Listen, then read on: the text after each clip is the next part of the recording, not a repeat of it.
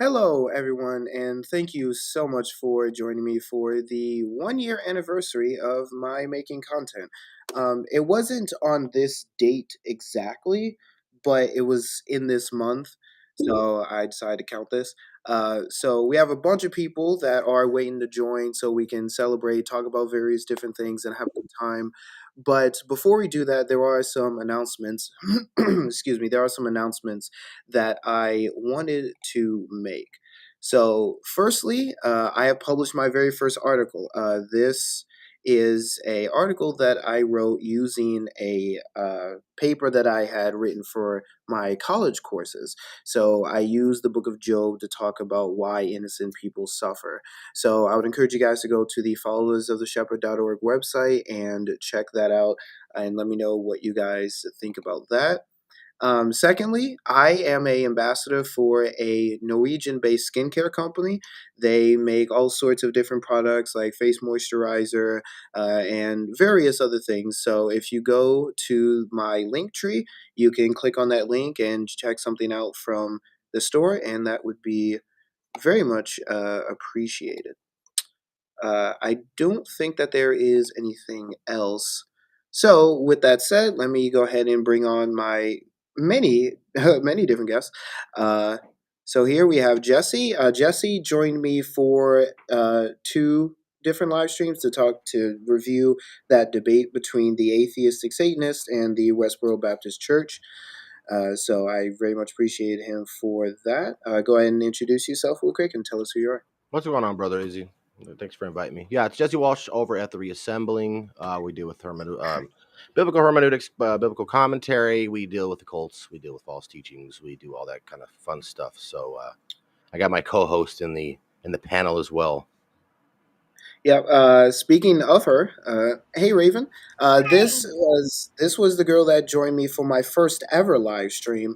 We actually reviewed the debate between inspiring philosophy and Muslim skeptic about whether or not child marriage was moral, because apparently that's a debate. Um, so go ahead and introduce yourself, Raven, and tell us who you are. Yes, and I'm forever traumatized. Thank you very much. I'm so sorry. No, it was crazy, right? That whole topic. But I'm Yeah. Raven Lynn, and I host a show with my son Jesse. And we're actually taking on some, new projects. Of course, we've done a lot. My latest one is responding to the transformed wife. That's a whole fun thing. But yeah, we want to see people know how to study the Bible correctly and to grow in their relationship with God. And for me, those who've been wounded by the church, I want to try to woo them back to the Lord, because just because a certain Christian or a certain church treated you in some kind of way doesn't mean that's how God views you. Yep, definitely. The next guy we got is Jude Young. So he actually, I used one of his videos in my Pride Month series, but besides that, we haven't actually engaged a whole lot in terms of like collabing together for content. But go ahead and introduce yourself and tell us who you are.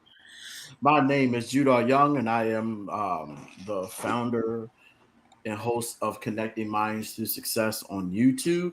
Izzy, we share a lot of things outside of our faith, like wrestling, anime, and of course Star Wars. But it's always good to see a believer in Christ who aren't ashamed to nerd out every once in a Oh yeah, while.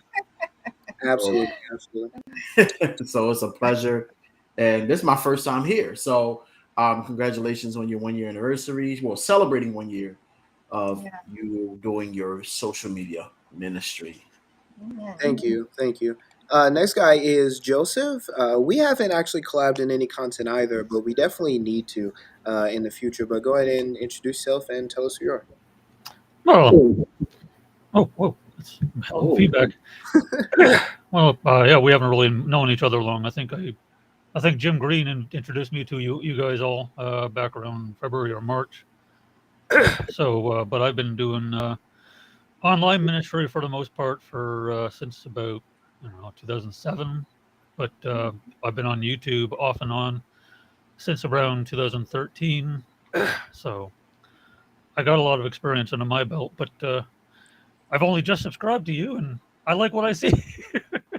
Oh, thanks, man. I appreciate that. Yeah, Yeah, I'm I live in Canada, and sorry for anybody living south of us. It's been interesting. It's definitely Right? been interesting.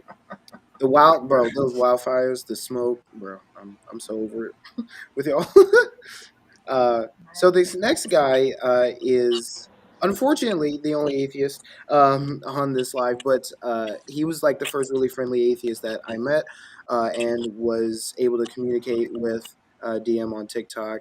I made like a 4-part series, I think, responding to your video on hell, which was really, really cool for me, hopefully for you as well. So go ahead and introduce yourself and tell us who you are. Yeah, hi, my name's Jared. Like you said, I am an atheist. I'm not necessarily convinced that a God exists. I am open to evidence. I mean, I was raised Baptist, so I know my Bible decently well. I just, I had some experiences, some personal experiences that made me kind of step away from the church. Not necessarily step away from God, but then I started examining the arguments and the evidence for God and decided that I was no longer convinced. So, I mean, I mean no ill will towards any Christians. I love engaging with Christians. I love engaging with Muslims and Hindus. It's just not my cup of tea to believe this, but I love studying it and engaging with people. Mhm. Yeah, which is really cool, and I respect that. I really appreciate the fact that you are willing to have good engagements because I engaged with an atheist not too long ago, uh, presumably atheist person who like made a huge meme that was just like a really like one giant misrepresentation, but they kind of kind of became clear through the comments and things like that they weren't being genuine in the first place, and they didn't think like Christianity or any Christian was deserving of any respect. So it was, yeah, that was really interesting. But yeah, so I appreciate you though, definitely being nice about that. The next person, Priscilla, she joined me for that live stream to talk about Orthodoxy, Catholicism, and Protestantism. Um, oh, hold on. Are we having? Is there an audio issue? I think I'm mumbling. Yeah. It's it's feedback from yours. Seems I don't know. I guess if you're not speaking, just go on mute so we can try to avoid the. Yeah. Hold on. Did that fix it? Yeah, I think so. Okay. Interesting. Okay. But yeah, so she joined me for the live stream to talk about Protestantism, Catholicism, and Orthodoxy. Really, really fun. I have joined her Discord since, and we have some really good conversations. And we might actually be making a video surrounding a Discord call between all of us. But go ahead and introduce yourself and tell us who you are. So my name is Priscilla. Social media, I do a lot of that, and so many of you guys probably know me as Priscilla X. I'm very into theology. I run a Discord server called Everything Apologetics, which includes probably the top, I think it's like 8 to 10 different religions or groups of faith. So such as like Mormonism, Catholicism, Eastern Orthodoxy, Muslims, et cetera, just so that way we can clear up any misconceptions about each other and have friendly discussions and dialogues. I also do, once again, just such as TikTok. And I am a recent Protestant, specifically a non-denominational evangelical Protestant, with doing Reformed studies on the side, which led me currently to recently inquiring into Eastern Orthodoxy with the intent of becoming a catechumen and rebaptism or chrismation. All right. Real quick, is the audio different now with the headphones plugged in? Let me know. It sounds clear. Yeah. Does it sound better than it did before? I think so. Okay. Okay. Yeah, We're guys in good the now. chat. Okay. Yeah, guys in chat, let me know if the audio is better or not. James. Hello, James. So this is the guy that I wrote the article for. He runs the website Followers of the Shepherd, and he also joined me for 2 live streams to talk about and respond to a Unitarian with regards to the doctrine of the Trinity. So go ahead and introduce yourself, James, and tell us who you are. Hey guys, my name is James, and I run, as he said, Followers of the Shepherd, which is just an apologetic site, and we also have the app on Play Store. We're mainly posting on things like TikTok and YouTube, but we're also on Twitter and Instagram. That's about it. Nothing too crazy. Yeah, it's definitely been a while. Wide. I see we have a few people here in the chat.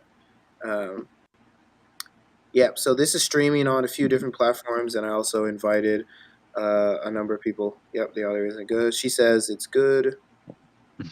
Yep. Okay. Cool. Yep. Okay. So, one of the really interesting things that so when I first started doing this, I did not think this was going to become a thing. So I was just cooped up in a house, kind of, and I was trying to find ways to be creative. So I was drawing and doing other things, which I also like. But seeing some of the things that I saw on TikTok in regards to religion, and also seeing some of the ways that people were being really creative for TikTok transitions and cosplays and a bunch of other things, I was like, yeah, that would be really dope to start doing. So I did it really as an experiment at first. So my first video was a response video, and I forget what the second video I ever did was. That first video has since been removed though because it sucked. I had no idea what I was doing, but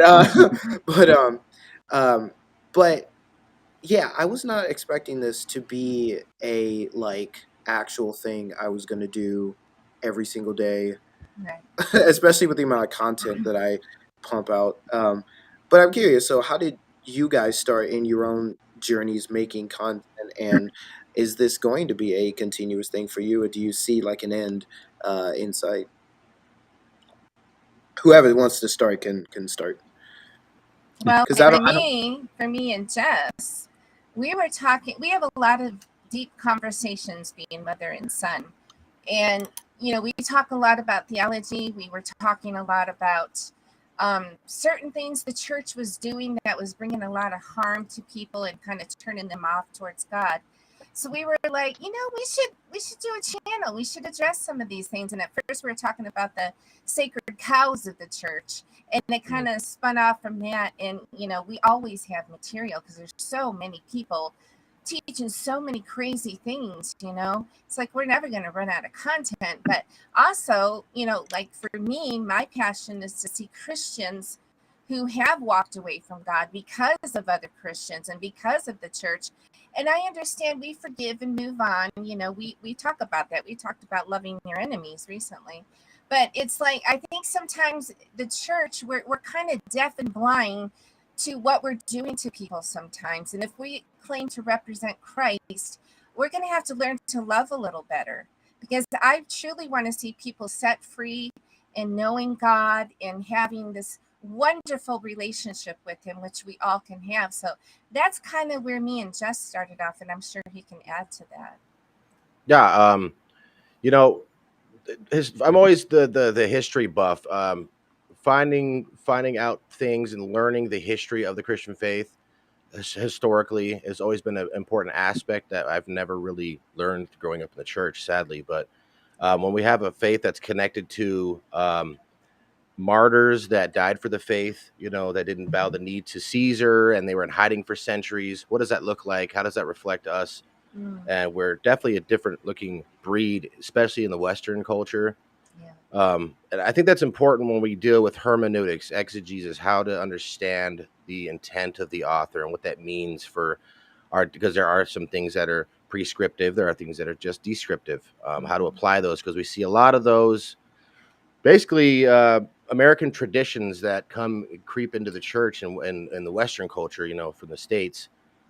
Just clearing that stuff up, it's always been a passion of mine, of rightly dividing the word of God, and then having that having that dignity to share the gospel with other people that have other walks of life that don't necessarily agree with you, to see them as fellow image bearers of God, and demonstrate love and compassion, because that's the greatest commandment of all, is the royal law of love. So we just don't see that today, which sadly, but there's a lot of things to work out. We'll never we'll never run out of topics, which is crazy because there's so much stuff out there. But Right. yeah, that's kind of why we got into it, and that's what we're doing. And no, we ain't gonna stop. Yeah, fair enough. Fair enough. Yeah. What about you, Jude? Well, how I got into online doing social media content, it started out when I was like in my early 20s. I wanted to make a name. I wanted to make a name for myself. I wanted to be in the YouTube space and, just make content, because I saw the future of what social media would now become. Unfortunately, I wasn't popular, and then I walked away from it for years. And before I went by the name Jude or Young, I went by another name, Young Jude.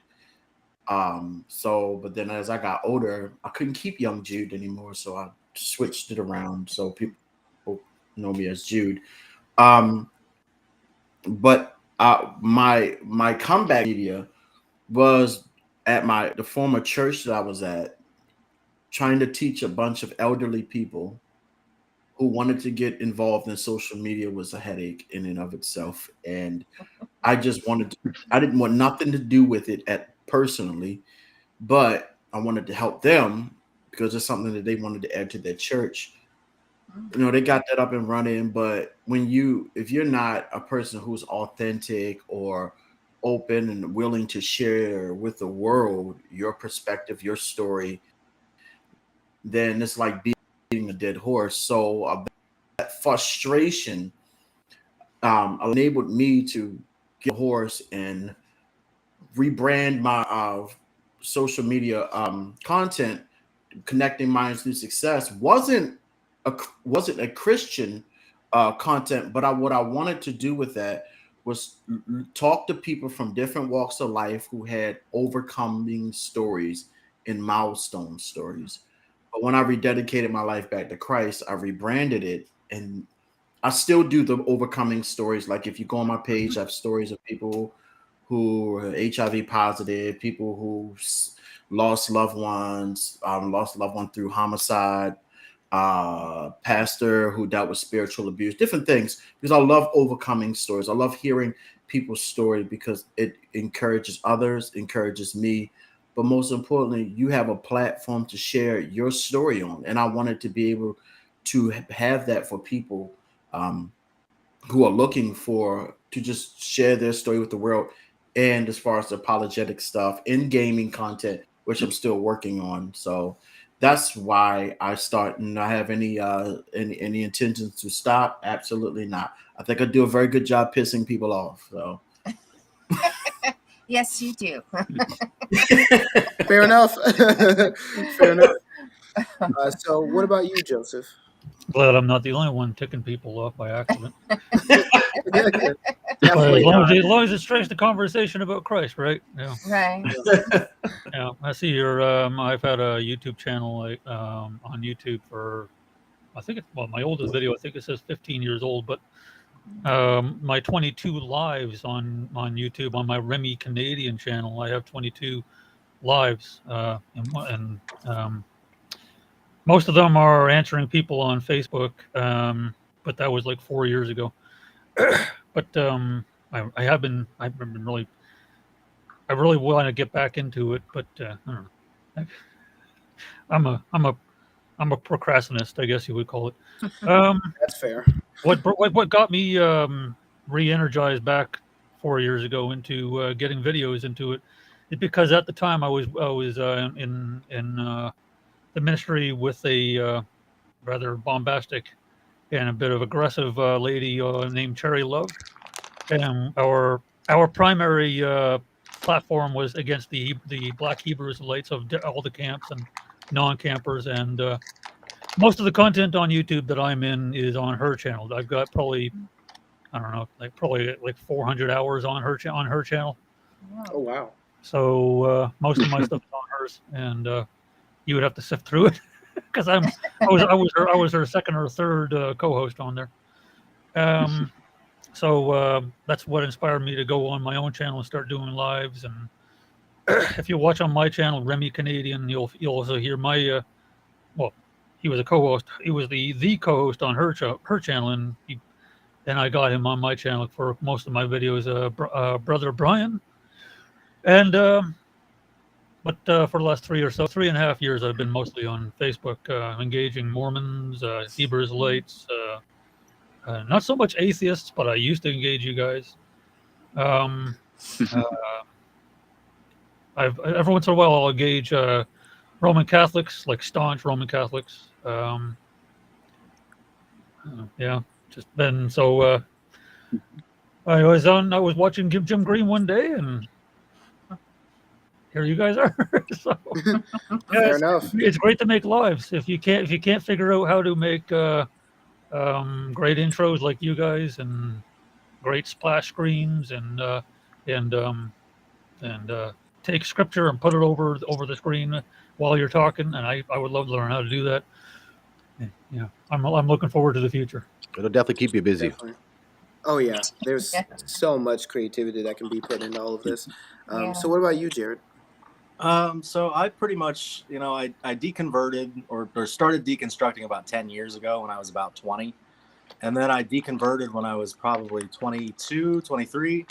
I fully said, I don't believe this anymore. And pretty much started posting stuff on my Facebook page, just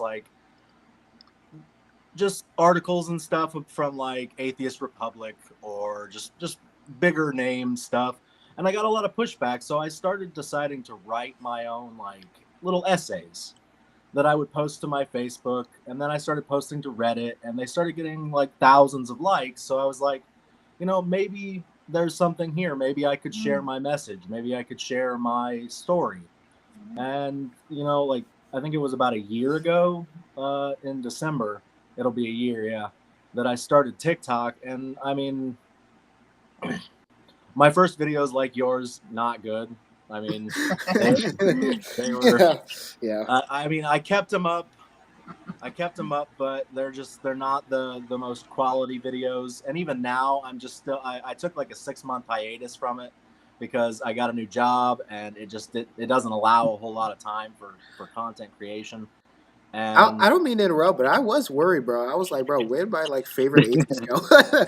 yeah, so I needed a new job. I was a temp at an insurance agency, and my contract got extended to the furthest they could extend it. And then they let me go, and I didn't want to continue working there. So I got a job with one of my friends, and it's just crazy hours all over the place. It's just, I don't know when I'm going to work when. So it's like, when do I have time to make videos and content or anything? And I've finally gotten into more of a routine, a schedule that's kind of constant, so I can start making videos again. And yeah, that's pretty much it. I just wanted to share my message, like my thoughts on a lot of these deep topics that have to do with religion. I will say, like, I was never the most biblically literate Christian. I never really read the Bible all that much. I knew the Bible because of what my church had taught me, but I never really read it. And then I did, and I decided, I'm going to start creating content because I can't believe this stuff anymore. I need to share what's inside me and my story with other people. Yeah, and to be fair, I shared. There was a black woman who made a video basically saying Christians like do not understand how painful it is to deconstruct, and kind of talked about some of that, and said that like just like Christians need a community for Christians, ex-Christians also need a community for ex-Christians. So I'm not even, I wouldn't be upset in the least that Christians or that non-Christians have a community where they can share similar experiences, especially when there are just some Christians who will not be able to relate as much as they may be able to sympathize with someone. So yeah, I think there's definitely value in that. Yeah, I totally agree. Like, I actually run a humanist group here in my hometown. We've got about 10 people that meet weekly, and we read a book, we discuss albums, we're just really good friends, and like it's just a community of like-minded people where we get together and discuss ideas. And I've missed that since I left the church. It caused me a lot of pain, like not having that community that I had until I was like 20 years old. And then it just disappeared overnight. Like, the people that I talked to every day no longer wanted to talk to me. They blocked me on Facebook. They started my aunt started hurling insults on my Facebook posts. I didn't have anyone, so I created this group, and now I'm trying to make it into a legitimate nonprofit. And it's unfortunate, really. Yeah, it is unfortunate that you can't like walk away and still be viewed as the same as you were before. Like, I'm the same loving, kind, caring, compassionate person that I always have been. It's just people like to put labels on you before. Like, he's not loving, kind, and compassionate first. He's an atheist. Yeah. Right. Yeah. Yeah. Exactly. Right. Yeah, it's pretty insane. We'll definitely get more into that later. So what about you, Priscilla? Why did you start making content, and where do you see yourself going in the future, if there is like a super big future for you? So Protestant church, but I had never actually read the scriptures. I would just get them on the screen every single Sunday. And then I ended up almost joining Mormonism, one or two missionaries, and it sounded really good. Like, the Bible the world for the Jews on this side, and then and then the Book of Mormon is for the other half of the world. And that's why there's so many different denominations. And when you put two books together, full restorative gospel. And so, me being naive and gullible and not knowing the scriptures, I almost fell for it. And then my Bible study teacher, I told him it was my last time attending, and he sat me down, thankfully, and he told me all the deeper doctrines that I had. And then from that point on, I canceled my baptism. I was supposed to be baptized that Saturday, but I began scriptures, and I just realized how important it is to read the Bible for yourself. And I kind of experienced the same thing as what Jared, the atheist guy. I experienced that was going through too, where we never leave the church and you start speaking. Sorry, I think you're cutting out a little bit. I don't know if it's my internet. Oh, me? No, it's cutting out too, Priscilla. On my side. Okay, can you guys hear me? Yes. Okay. I was just saying, I had the same experience as Jared, to where when you leave Mormonism, and mind you, I didn't join, but just walking away from it, the people that were so loving and supportive and caring and encouraging, and yeah, your audio is still can't hear cutting in and out. Can you guys hear me a little better, or? Do you have your Wi-Fi on? Well, let me. That's something Restream just needs to improve on, because if it's not on a desktop, it's just, I don't know what the deal is. Yeah. I had a friend of mine. It showed that the signal was strong, but it kept dropping. Yeah. Can you guys hear me or no? I might get my computer. Yeah. It's still choppy. It's still choppy. To get closer, or. I think it's a connection thing. I don't know. Yeah, I think it's just a connection thing. Full green bar thing, so I'm just like, I don't know. Why would yeah. Should I go back, maybe get my computer and come back, or? Yeah, you could try that. The link should still. It'll still work. Is it okay? I'll leave and come back and see if that works. All right. Okay. Hold on. Okay. In the meantime, Is there something you wanted to talk about in regards to deconstruction, Jude? Yeah, because Jared brought up a very like people don't understand how psychologically traumatic that deconstruction phase is. And I'm still a Christian, but there are a lot of nuances and aspects of my faith that I begin to disagree with. Especially when you're taught the Bible a certain way and you think this way is right until you actually start reading it yourself, and then you see some conflicting teachings that doesn't align with scriptures, or certain things that were once practiced that I once practiced and believed that I no longer believe or subscribe to.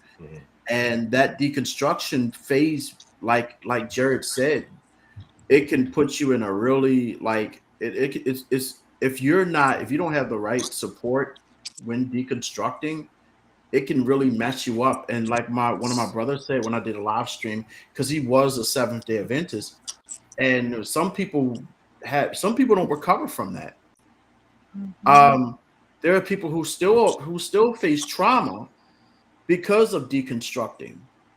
And I may not agree with, when it comes to Jared's faith, but I get it. I'd rather have someone who's honest about what they believe and what they don't believe in than people who pretend to believe in something that they don't really believe in.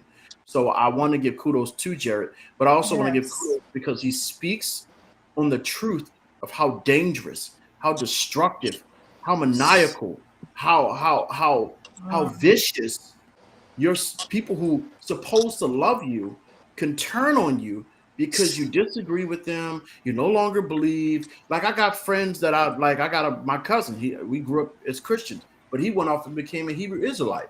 I disagree with him, but he's still a human being.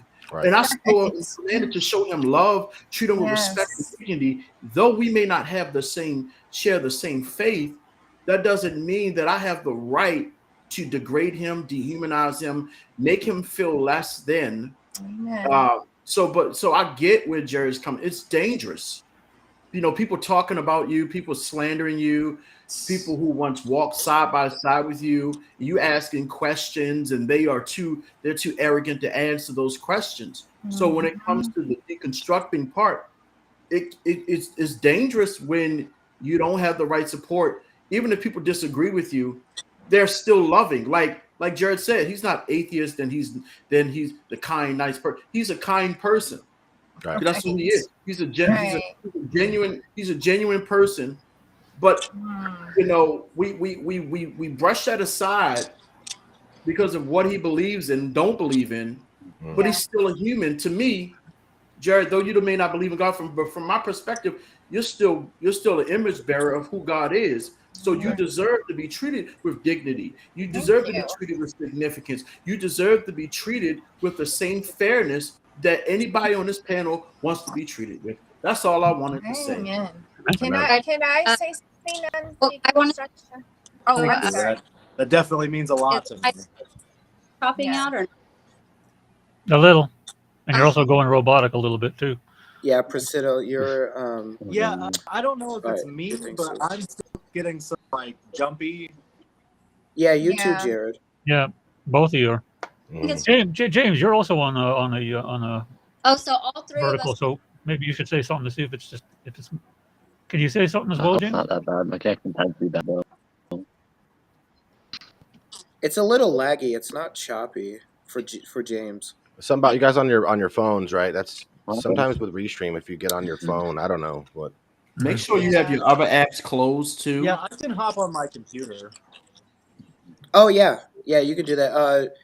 Jared, the link is still in your email, so if you can access your email through your computer and try that'd be cool. Bad, like the web thing is like green, like the screen is. Yeah, I'll leave and then I'll hop on my computer real quick. Okay, all right, and yeah, Priscilla, do you have a computer that you'll be able to hop on? Yeah, but it's green, so like I said, it's gonna look like a light. Oh, that's weird. Very bad, yeah. I need one of those bars that you connect on the top to make the thing. It's a little bit better now. Mhm. Well, who left? Jared just left, or? Yeah. Mhm. Oh no. Am He I? He- people to get on his computer. I Yeah. think we scared him off. Aw. Obviously. No, we didn't. Yeah. It's still streaming. It's still Restream that's having the problem. Yeah. But Restream, I guess, it's something to do with the server that you're on. It works like a dream when you're hardwired into your desktop. Like Yeah. if you're But on for some, your I guess Restream doesn't like having too many different buffering and Yeah. Right. Yeah, mine was fighting earlier the bandwidth, so it's stabilized now. But Esau always messing with the bandwidths, man.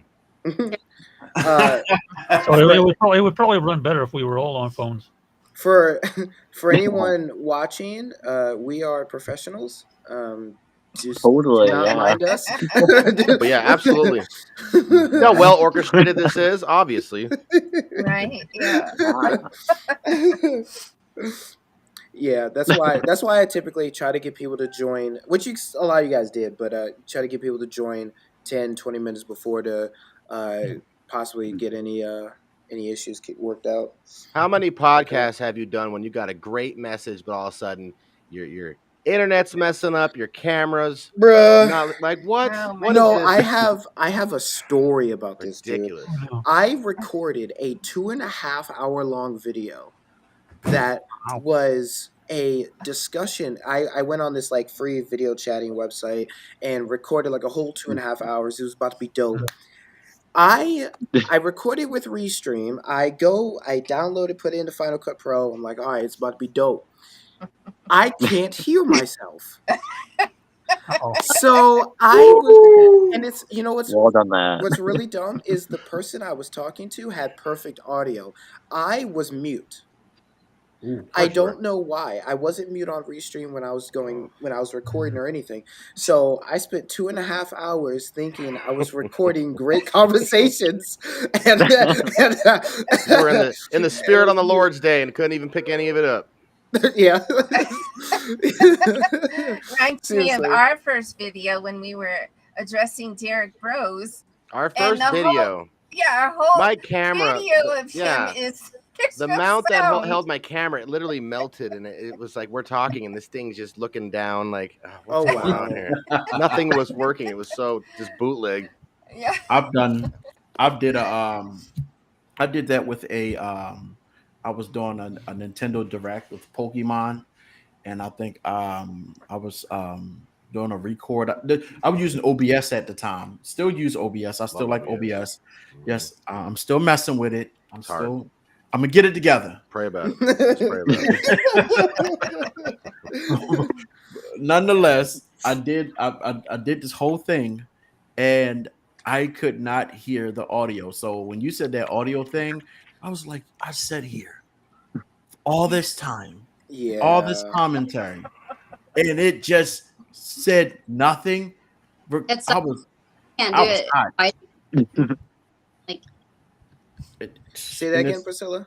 I said it sucks because you can't do something like that twice again. Right. Yeah. You can't Yeah. catch that lightning in a bottle twice. It's just Yeah. Mhm. I think God is trying Man. to keep us humble. Is that Oh yeah, that's what it is. That's yep. I know when you got one of them videos you made or that live, you're like, yeah, this is it right here. So yeah, bro?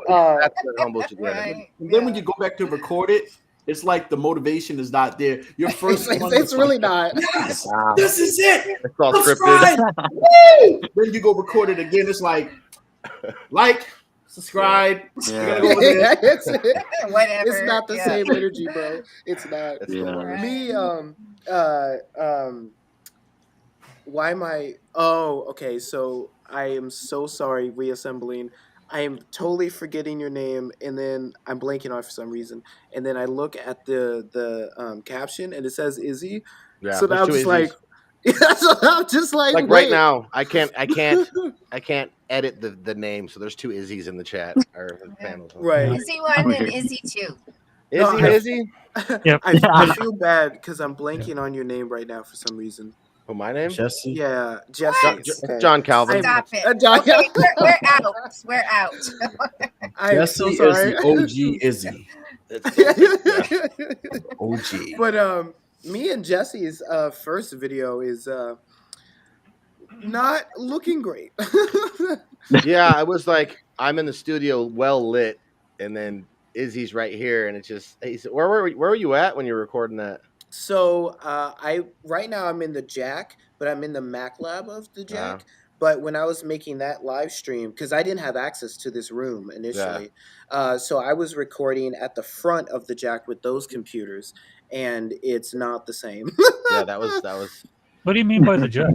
What kind of room is that? The Jack is the academic building on campus. Huh. And so they let me use this lab here, this computer lab, to start making videos. Oh, I thought that was a backdrop or something with a green screen. Sorry. Yeah. Oh no! Because those Macs in the background, they look. That's a clean back screen Oh, too, man. Yeah. They almost look they were those Macs in the background. They almost look like they were painted in. Yeah. Right. We thought Yeah, you were just gonna use all those, and we'd be like, "Wow." He's look at him he's go. at the what's his name? Steve Jobs headquarters. Oh yeah, that's play around Repping the Apple. because I am definitely not in debt right now. So do they might I ask a question for the panel? Uh-huh. Yes. So real quick, I wanted to. So since Priscilla's audio's better, I wanted to. Oh, let yeah, her yeah, go for finish her thing. Yeah. Yeah. So just how you started making content, why you started making content, and then go from there. I did not obviously go through with Mormonism. Once again, it's not how the church treats you when you join; it's how they treat you when you leave. And Right. I decided from then on, though, out of anger, because finding out the truth, I feel like a lot of things were not told to me. They withhold a lot of information to people who are inquiring, and they don't tell you until after you've joined. And I think that's very deceptive. And so because of that, this was during the time of COVID, and TikTok had actually just came out. And so I had already downloaded the app anyways for just funny videos and stuff. And then that's when and I had already liked social media and was using it as like an outlet. And so I just decided to, I guess, rebrand it and really focus on, it was negative apologetics, which is like attacking false gospels. Like I was dedicated to like the mindset of like, I'm going to destroy false gospels, like Catholicism, Mormonism, and all of that. And that was like, once again, the negative apologetics. But then after inquiring, or after me running into a group of Eastern Orthodox that were very loving, and they live by the law of love, like not even kidding, like they're the most, like, I just want to show people the same love, mercy, grace, and patience that I was given. And I could not find that anywhere else except away from the West and into the East in my, experience. And I found that positive apologetics is a lot more efficient and effective than negative apologetics. And so I think instead of talking about why you shouldn't join these churches or these faith groups, just talk about your faith. And, Jesus says in the scriptures, lift up my name. If you lift up my name, all men will draw near to me, or, paraphrasing. But I think, positive apologetics definitely is much more effective. And so now I'm just, instead of talking about other faiths, I'm just going to be focusing my new content on my faith. That's awesome. Mm-hmm. I've never heard that term. Sorry. No, you're good. You're good. We'll go ahead and let James go, and then Izzy 2.0. You can. I forgot my question. Yeah, go where you're going with that. It was piggybacking. It's going to piggyback off what everybody else is saying. Okay. Is Yeah, go ahead, Jared James. coming back? He should be. Yes. Okay, cool. Yeah. Because I did want to comment. He's going to come back a new man. Yes. No, I'm just kidding. I wanted to comment after whoever about my experience with deconstruction. Oh boy. Okay. Yeah. Go ahead, James. Well, honestly, I was originally on YouTube. I was posting content of like AMVs. I don't know if anyone knows what that is, but it's like Yes, anime they're music dope. videos. for like a very long time. And then some of my friends were like, "Bro, you have to get TikTok." And I was like, "Well, I don't really like TikTok because I've heard a lot of bad things about it." Right. But then I eventually did it. I eventually took that pill. And my very first video was just promoting my YouTube channel. I was like, I'm not gonna post anything. I'm just gonna, go to my YouTube channel if you want to support me. And then I started watching other Christian content. Just eventually came on my FYP. And I guess I kind of got like inspired to make that sort of content. I was like, well, this is really cool, and I wanted to help other people because I thought that was, a good thing. So that's kind of how I got there. Amen. Forgot I was muted. So where do you see yourself going in the future? I should. I mean, I have college coming up, so I'm not sure if that's going to be a pain, but as long as I can be here, I'm going to try. That's very good. Yeah. Mhm. So, Jesse, you can go ahead with your question. They will bounce it to Raven. It was more along the lines of, since we're all creating content, we all have platforms. What has been your biggest change in direction? Like when did you realize you had a different change in direction? Like you set out to do this. When did you realize, hey, that's not working out? Let me shift it here, and that's kind of worked out better. So I just wanted to throw that out there. That's a very good question. Mm. I think for me, it's being able to talk about things that I wish the church would talk about.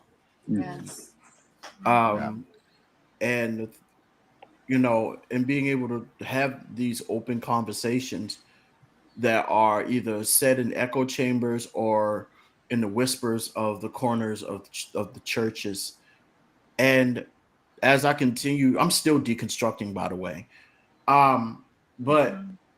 as I continue to, when it comes to content, just being able to bring awareness to what's outside of your four walls and your bubbles and your traditions, and really understand, like, with social media, I have the world in my fingertips, Mm. and I can share Jesus, his love, the gospel with anybody I choose to without being held back by church or its traditions or its complacency and how ministry is done.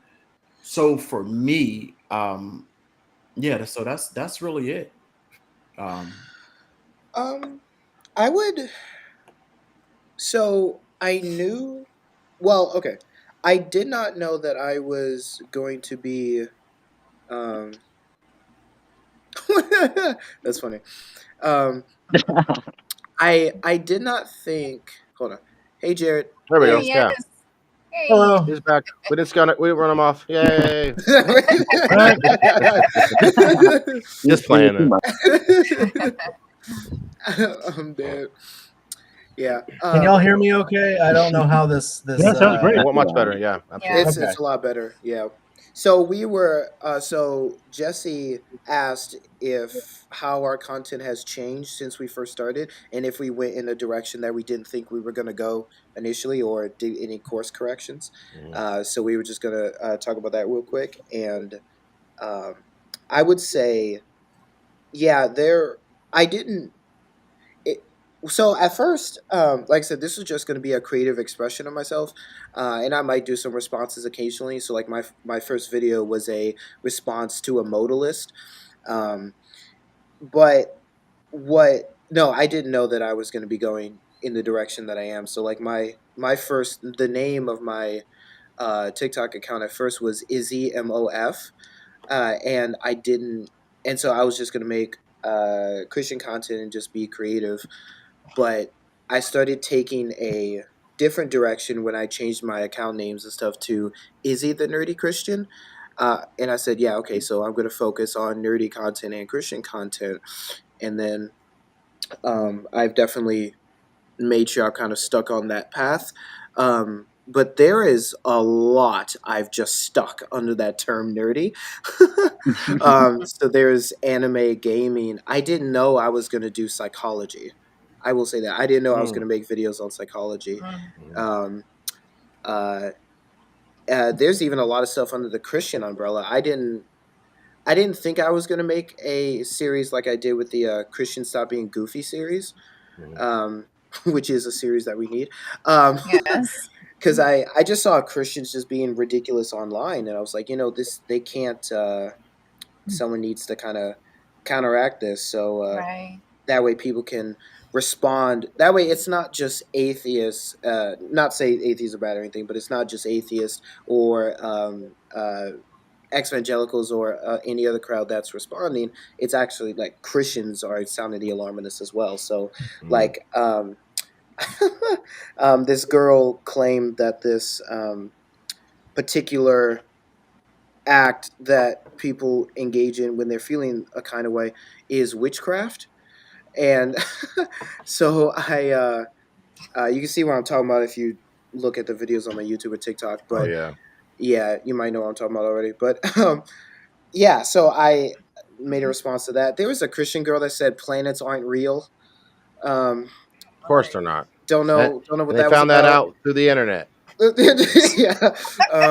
There's Right. one guy I plan on responding to. He tried to argue that he was a conservative who was using Christianity to bolster his politics, and this guy argued that if you're engaging in like global warming, oh my god, no, that's funny. Sidetrack, side tangent. My Shadow brother here, that's Wizard money. Kevin. He knows exactly what I'm talking about. Okay, so Alice would be proud of the amount of rabbit holes you just opened up in the last 2 minutes. I don't even know what that is. Okay, so Wow. Oh boy. so the video I was talking about initially was, like I said, a girl. Well, I'll go ahead and say it, but a girl claimed that masturbation was a form of witchcraft.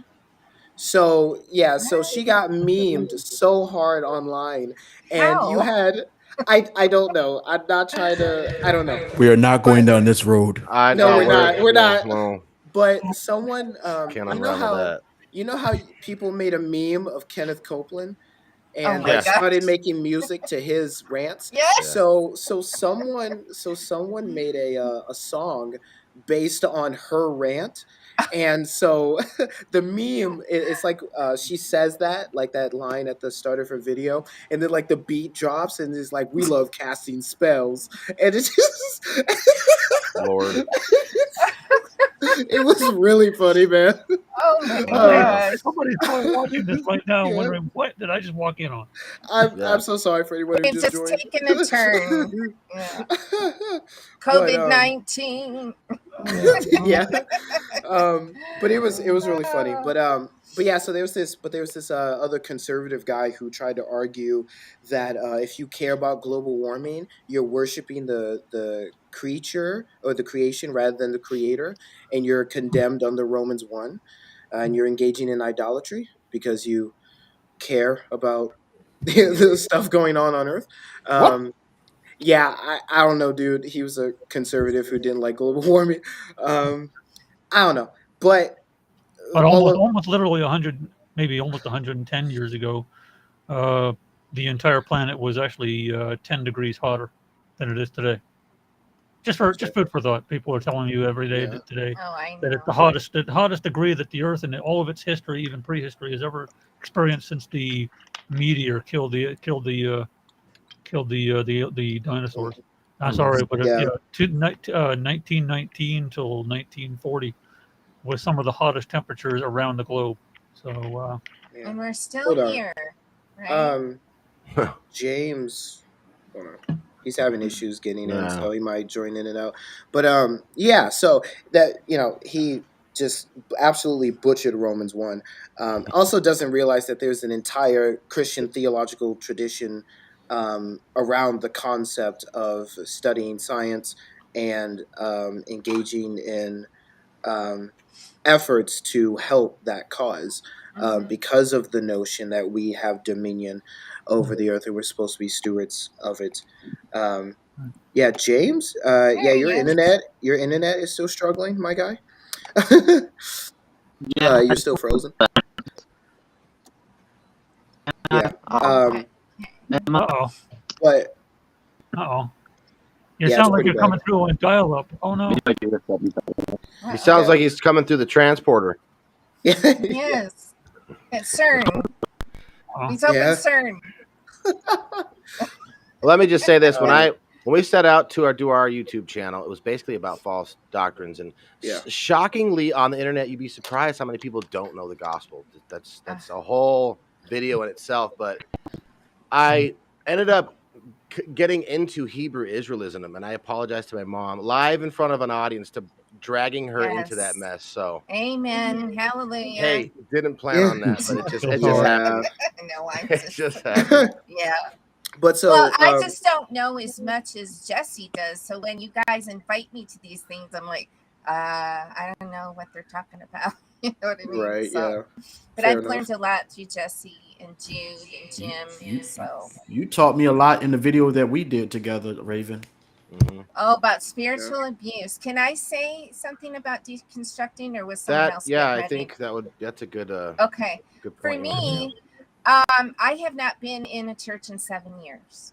Okay. So I get a lot of crap about that from my Christian brothers and sisters, right? Oh, well, oh my gosh, she must worship Satan now, and she surely isn't, for Jesus anymore. I'm like, Yep. I walked away from a building, not my faith. Yep. Yep. And the people that do walk away from their faith, I understand that. I totally get that, But the reason I left, I was going to this church for 13 years. I raised Jesse in it. Please forgive me for raising you in that. But we started off kind of good. I think there was a lot of love there. We were always sharing the gospel, you doing turned out. things in our community, But this is what I started to see, that now if you were in ministry like I was, you were demanded to pay tithe. If you do not pay your tithe, you can no longer be in ministry. So that was my first red flag. I'm like, I'm married to an unbeliever. I'm supposed to take his money and take it to the church, right? And then people started leaving a lot. And these were people committed to the church, good people. I mean, just loving people. I just loved them so much, right? They left, and over the pulpit, the senior pastor said, God is removing tumors. Do not talk to these people anymore, because now they're serving the devil. So Wow. let me tell you, when I left, I lost every friend I had for 13 years. And I'm like, What- where's the love at here? And What, this is what God whispered to my spirit: question everything. what I was denomination or cult was this? It was This was a Pentecostal church. definitely yeah. Oh, Yeah. okay. But And- we're going to be doing a podcast coming up. It's deeper rooted in some stuff we It's just found horrible. out, which And we that- didn't know for 20 years. Yeah. I identify with quite a bit what you just said, but at the same time, I grew up in the Canadian Pentecostal church system, and it's quite different up here. At least it was in the 80s when I grew up. Because the Pentecostal churches I grew up with, they weren't doing speaking in tongues. They weren't doing running around and spasming and barking and any of that trash. Right. They weren't pushing any of this stuff that I've seen. It warps my brain to see this kind of stuff in the last 15 years from YouTube, showing people just dogpiling on the ground, laughing their heads. Right. I'm like, that's not what I grew up with. I grew up with what, like when the Canadians, or at least in the 80s, the Pentecostal church was more closer to your Southern Baptist. So, which isn't any better. And I also stopped going to any church building 2016. I haven't gone back. So. Yeah. And and when I was married to is my sound bad? What happened? You started sounding choppy. Oh Lord Jesus, help us. There's an echo. Am I choppy or no? No, you're good. No, I messed up. Oh, you're good now. Okay. I was just gonna say, when I was married to Jesse's dad, when I say things like he was abusive, he was, but it doesn't mean he wasn't, he didn't have his kind attributes too. So, but I do have to say that just because I had met with the senior pastor, because when I'm getting physically abused, I didn't know what to do, because we already heard all over the pulpit, God hates divorce, even though that it doesn't say that before the King James. But anyway, so I'm talking to him for guidance. I'm afraid. I have 2 little kids, right? And this is what he tells me after I tell him my husband's beaten me. He says, well, praise God, you're suffering for the Lord. That is sick. Could I And say that was the final straw, and then I left that church. Let me fade it up. Can I Yeah. speak? Hold on, go for guys. There's an echo. So Priscilla can go ahead, but we might all want to mute just to see if that helps the situation. But go Okay. ahead, Priscilla. Okay, so I'm just going to do a test run sentence right now. Am I echoing or lagging or anything, or no? Okay, so I just wanted to say that I understand church hurt. I was Protestant. I was specifically non-denominational, but it wasn't the ones with the smoke gases or anything of that such. It was a good non-denominational church. Before that, I went to a different Protestant church, and that one was also Pentecostal, to where, they wanted me to fall back. They would put their finger on my head, and I would not know like what they wanted me to do. And then there was a false prophet guy, but I didn't know the scriptures. So I didn't know that there were things that it felt off. Like, I didn't know that false prophets were things. And had I known the scriptures, like I said, I think I would have known better, and I would not have gotten myself into Mormonism and all this other stuff. But the false prophet guy, my husband at the time, he has a sister, and her husband, they were pregnant, and he told them, you're going to have a boy and you're going to name him Samuel. They ended up having a girl. So that's that. And I feel for people who go through deconstruction. I understand the pain. Me personally, in my recent non-denominational church, I felt like there was a lack of community, and that's something that Protestants are supposed to be very strong in. That's why people don't join Catholicism or Eastern Orthodoxy, because they feel that Protestantism has that community and that relationship. And I would text church members, men of God, that I valued their opinion, I respected them, I viewed them highly, and I would always be left on red. And I don't know if they were married, and that made me think, like, what am I doing wrong? That's not my fault that you're married. And there's a women's group that I'm a part of in the church, but I just felt like they can't answer some of the things that I need help with. Like, there's certain things that it's not just the feel goods in the women group that I was a part of. I needed answers to certain things that I was going through. And then that led to me being in a situation to where it was a very dark point in my life, because I said, if I can't even come to you for these little basic small problems for advice, how can I trust you with this big issue? And so that was part of the reason why I left Protestantism altogether, because all of these, if you look at people who have deconstructed, or people, who end up becoming atheists or ex-evangelicals and things like that, in my opinion, I've always seen it come from Protestantism. Always. Like, rarely ever does it come from Catholicism or Eastern Orthodoxy. And I know, there's things such as like child abuse and that have happened in the higher churches, like the strong traditional ones.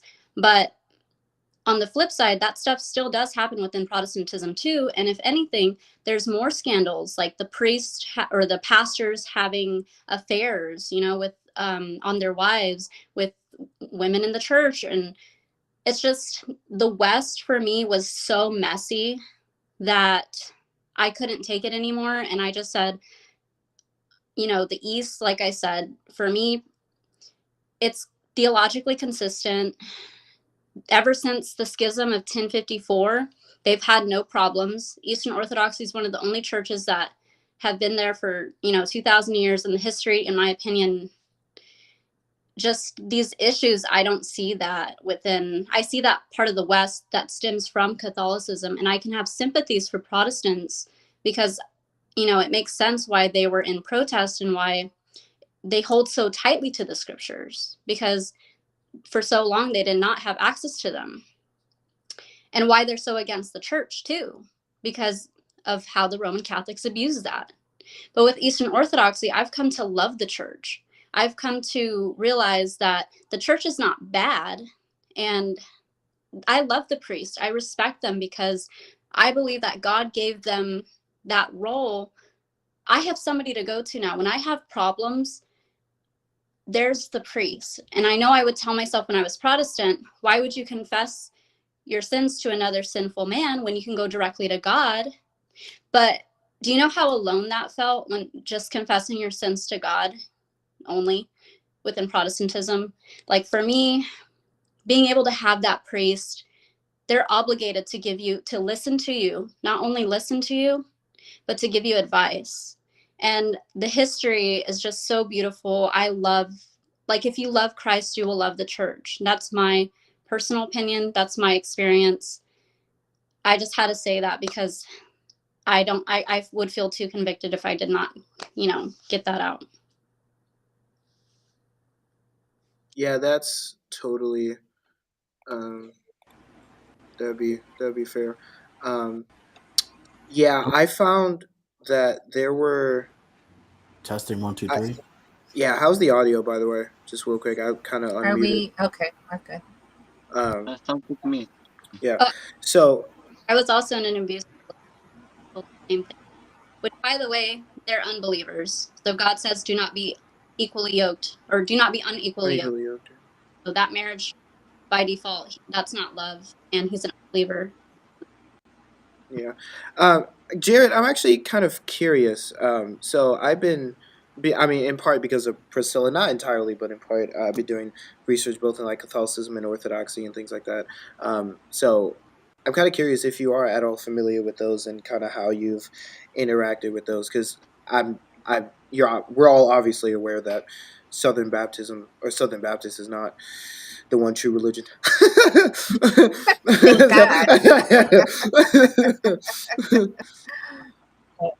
Honestly, I never grew up knowing anything about any other denominations. Never taught anything.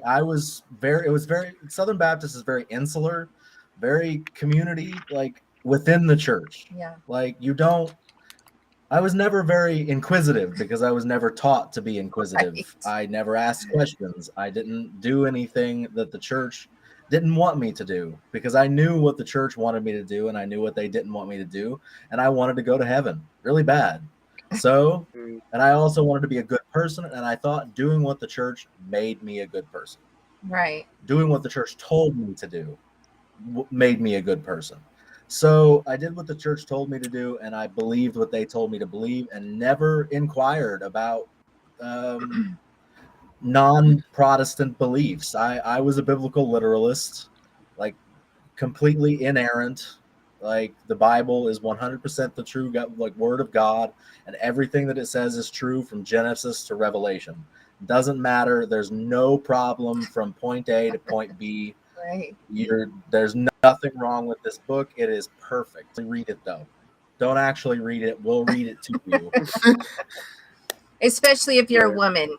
Yeah. Yeah. I get so much slack when I say, why don't women know their Bible? Because we are told, go ask your husband. It's like, wait a minute, didn't God give me a brain too? Right? And to say to Sister Priscilla, I think it's beautiful, the journey that you're on.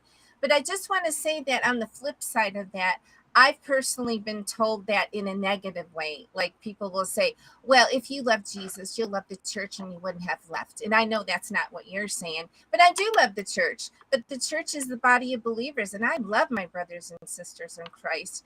But I could no longer condone or support a system. There's a system in the Christian church. I could no longer, accept the patriarchy. I do not believe that God teaches patriarchy. That's my number one beef at the church. And just how unkind and unloving they were to other people in the church and outside of the church. So I finally had to go, Lord, I don't think I can do this anymore. I feel like I'm being a hypocrite. I love Jesus and I want to see people come to the Lord, but I don't see us obeying the second greatest commandments, both of them, loving God and loving people. I didn't see it. Now, I've been to churches where there's love. Don't get me wrong. I think we all have, but it's like, who said that they love stories? I forgot who said that. People, they love their stories, and I love that Jude, too. Yeah, I believe. Jude. And I love how we are hearing each other's stories and how we see things differently, and we're not, condemning each other, right? We're all on a different journey. And I'm so grateful to be here with everyone and hearing everyone's journey, because I think then we get to know each other better, and we can go, oh, that's why he feels that way, or that's why she sees things that way, And it's almost like if someone disagrees with us, and I've been guilty too, I cut them off. Oh, you don't believe like me? Well, you can't be reasoned with. It's like, what? God gave us all a mind. He expects us to use it, So I didn't mean that in a bad way, Priscilla. I was just saying my experience when people say that to me, they mean it very negatively. Like, how dare you leave the church? It's like, really? That's one So, of the interesting things about a lot of the statements that humans just in general make, is that um, two people can make the exact same statement but have very different heart intents. right. But it is good though that people can say something nice and like genuinely mean it, of course, without any Yes. manipulation or anything like that. To bounce off kind of what Jude and Jared had mentioned earlier, yeah, I wanted these live streams. So um, my intended purpose with our first live stream was definitely to like educate people about child marriage, about the fact that it actually still exists even in the U.S. currently, and some of the ridiculous things that can happen and things like that. Right. Kind of expose some of the bad arguments that Muslim skeptic was using, all that fun stuff. But I also want these live streams because I decided to call them the Nerd Vision out of all the like list of names that I had. Um, I want them to be a place for everyone, and ultimately I want my content to be for um, a bunch of different people. That's why I mentioned in my outro that I created that I want content that's nerdy Christian but also diverse, and an audience that is um, also diverse. And so, but with that though comes making these live streams and making these videos a uh, like a home for people who are diverse. So, to all of us in here, regardless of our theological views, regardless of our any political or religious positions or lack thereof, what have you, I hope everyone can feel safe, feel home, and feel like they can express their opinions and be virtuous in the midst of all of that. Yeah. So, Jared, I definitely hope that you feel that as well. Yeah. Yeah. Oh yeah, And you know what? What I That- really appreciate. Good. Yeah. I Yeah, just wanted to say to Jared that I love how you use your mind. That's something that is yeah. that's not taught in the church. Even though the greatest commandment is to love God with all your heart, soul, and mind, we act like sometimes in the Christian church we act like, how dare you have a thought? It's like, what? Yeah. So I appreciate that about you, Jared. So kudos to you. I Thank think you. questions are good.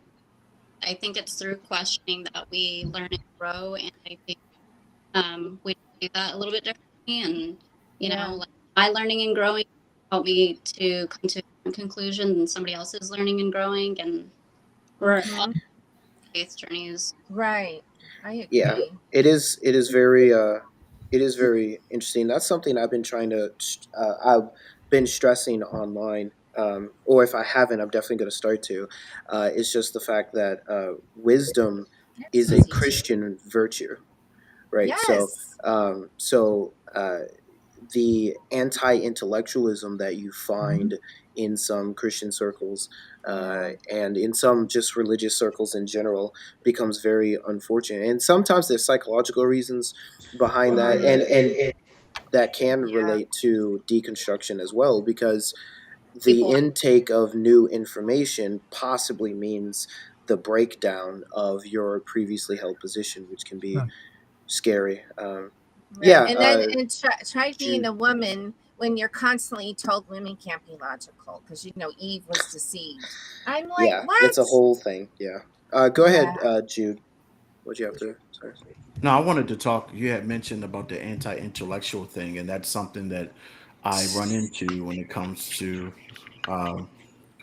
dealing with in Christianity. It's like thinking is so sacrilege. Like being able to being able to think critically and being able to think practically is just so. It's just so anti. It's just so like, oh, if you think, you know, something's wrong with you. If you begin to question what you're being taught, then all of a sudden something's wrong with you. Like that's one thing I'd say. I could never sit in a church and shake my head to the pastor like an idiot. Yep, whatever the pastor say. Got a Bible in his hand. He right. Yep, that's it. He reading from the Bible. It's true. No. And it just seems so weird. No, And that's that's just something I've always had an issue with. Like, why not think? But no, we don't think. We just fall out, flail around on the floor, scream and holler, because that's what we do.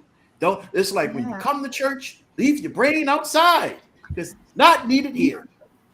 Exactly. That's why I would encourage people to seek out house churches and Bible studies more than the brick and mortar church. Go ahead. Right. Jim, if you want to join, I think I put like the invite link in the in our group chat. So if you want to join, that'd be really cool. So I'm actually curious, guys. So one of the things that has been really fun to handle is mean comments. Oh yes. I don't know about y'all, but it's been amazing. So I have so I'll get this and then I'll turn it over to you guys. But like one of the things I kept seeing on YouTube was that I'm autistic, which I think is hilarious. You are? I'm not. that's the thing. I'm not. So I don't know why I was called that. And then I had that's funny. I had a Matt Slick is autistic. yeah. I don't connect that with you. It's weird. But there's my first video on Satanism. I had a guy comment and just say gay.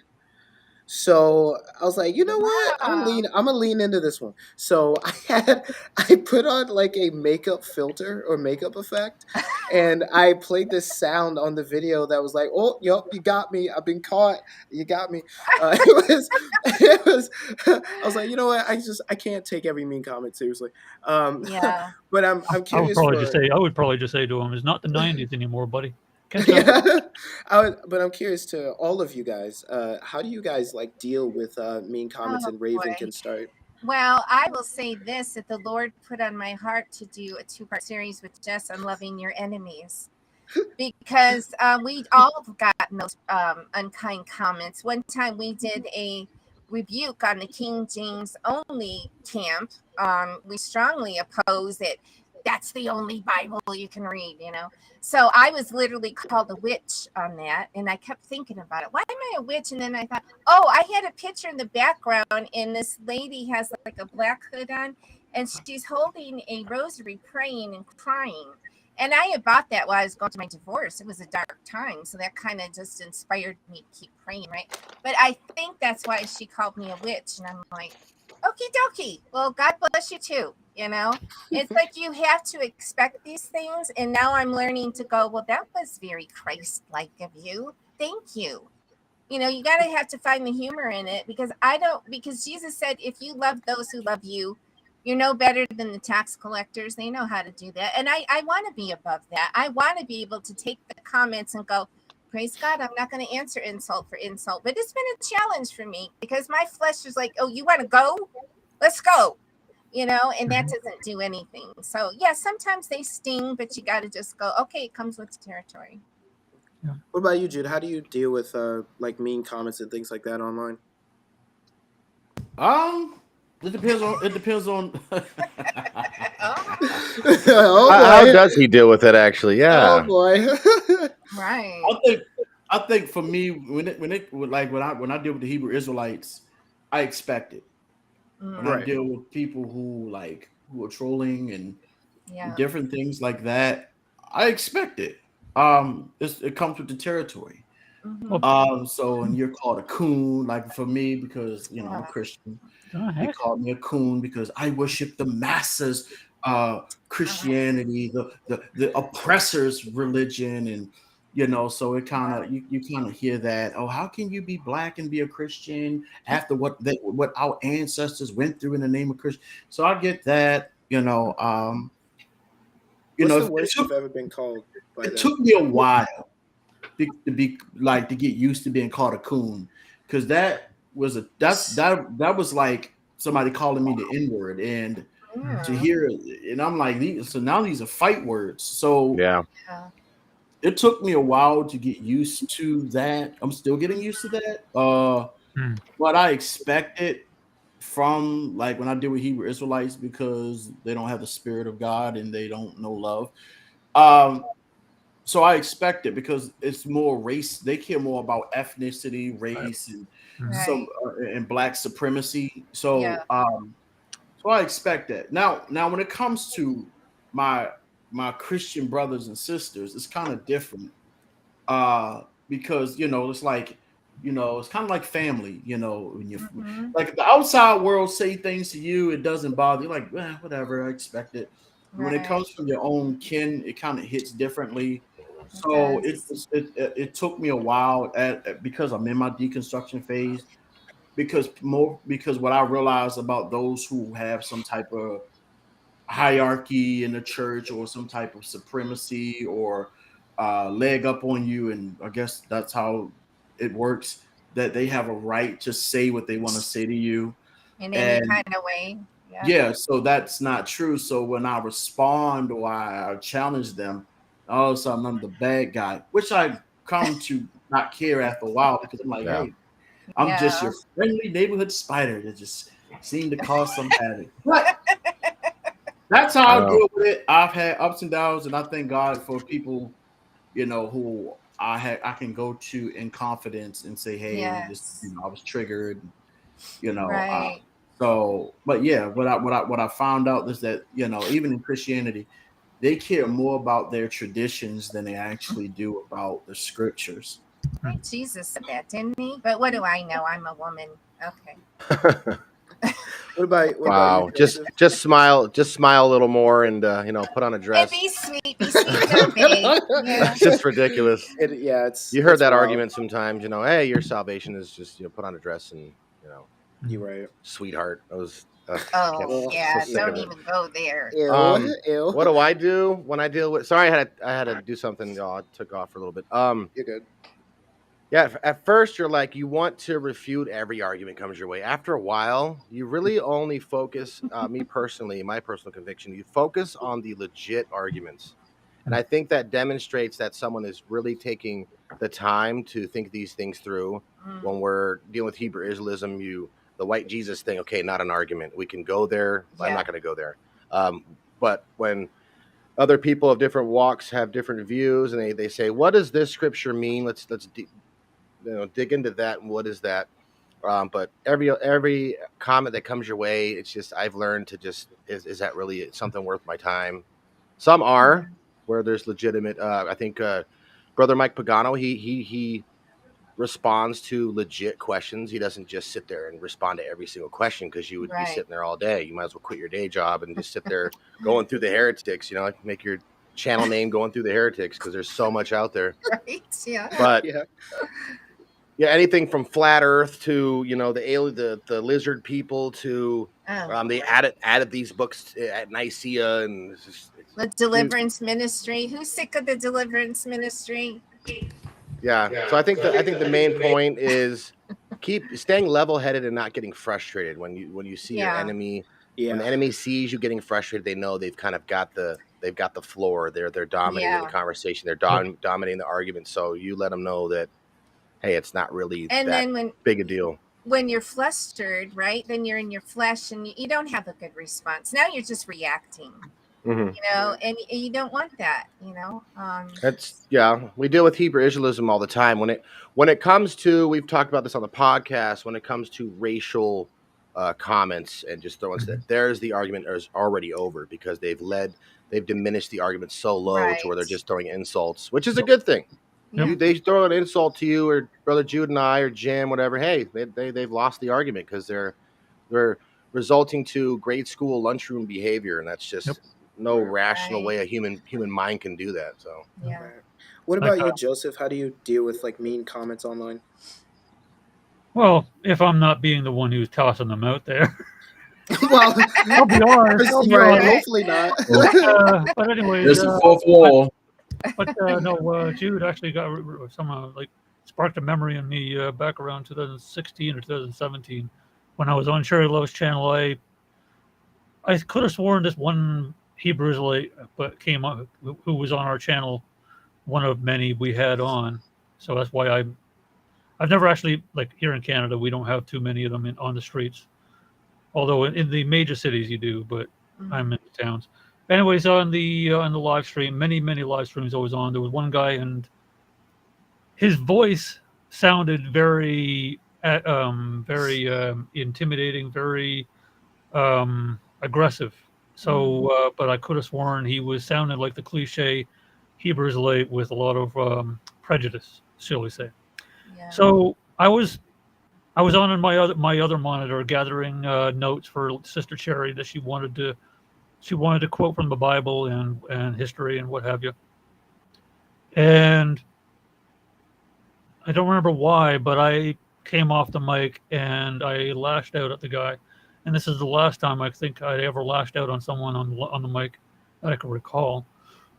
But I stopped him in his proverbial tracks, but I actually embarrassed myself quite badly because I assumed he was going to call me a devil, which is one of their favorite tropes. As you guys were saying, it's a child talk. It's you start using cussing and insults and what have you when you have no valid intellectual argument. Exactly. You can't actually discern or assess a situation or what the truth value of what you're hearing if you're just going to wait for them to stop talking or interrupt them and just cuss them out or give a racial slur or a sexual slur or any other derogatory remark. So their usual thing is to call white people or anybody with a whitish tone, like even some Asians and mixed Asians, you devil, you demon, and Esau, you Edomite. And very quickly after 2017, I don't know, I think it was the Lord. I do believe it was the Lord that after I embarrassed myself very, very badly on that live stream, I apologized to the guy. I sincerely apologized. And we actually chilled quite a bit later on the same live stream. But after that moment, it was just like, it's like a bucket of water just dumped on you. It's just like, what are you doing? This is not behaving even remotely like the Lord. Like my mind would be someone saying, well, you Christians aren't supposed to be offensive. You Christians are not supposed to be, abrasive and hurtful. And I'm like, well, then you don't know John the Baptist. You don't know Jesus. You certainly don't know Elijah and Jeremiah. You don't know Jonah. You don't know Paul, of all people. These people would chew you out in love, but they would. But Jesus was one of my favorite go-tos. Jesus would call people fools, even though people say, "But you're not supposed to call anybody a fool." And so then they shouldn't act like fools. But the problem there is Jesus said not to call a brother a fool. There is still a fool if they are acting in a wicked and unintellectual manner. One who, it's not like a fool is not a term for atheists, although it's used for atheists. But fool is anyone who acts without intelligence, acts without prior knowledge. Someone who acts presumptuously without even further asking questions or inquiry. So or someone who's just being the opposite of bold or brave or intellectually honest. Yeah. Right. So clearly, I retroactively in my mind, I was being a fool all these years. So, I think we all can say understandable. that, right? Yeah. Yeah. What about you, Priscilla? How do you deal with mean and disrespectful comments? So as a lot of you guys have mentioned, I just expect them. I find them humorous. Yeah. But Joseph said, I always think it's funny when non-Christians try to tell Christians like how to be Christian.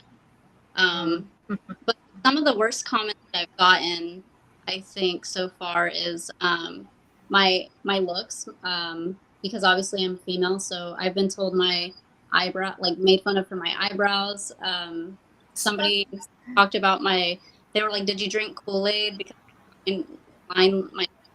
and I've been called Jezebel. Yeah. I didn't know. That sounds original. That sounds very original. That can I only don't happen mean. to women. Like only women that could. That it's Yeah. it's a few terms or words that are linked with women, and so Yeah.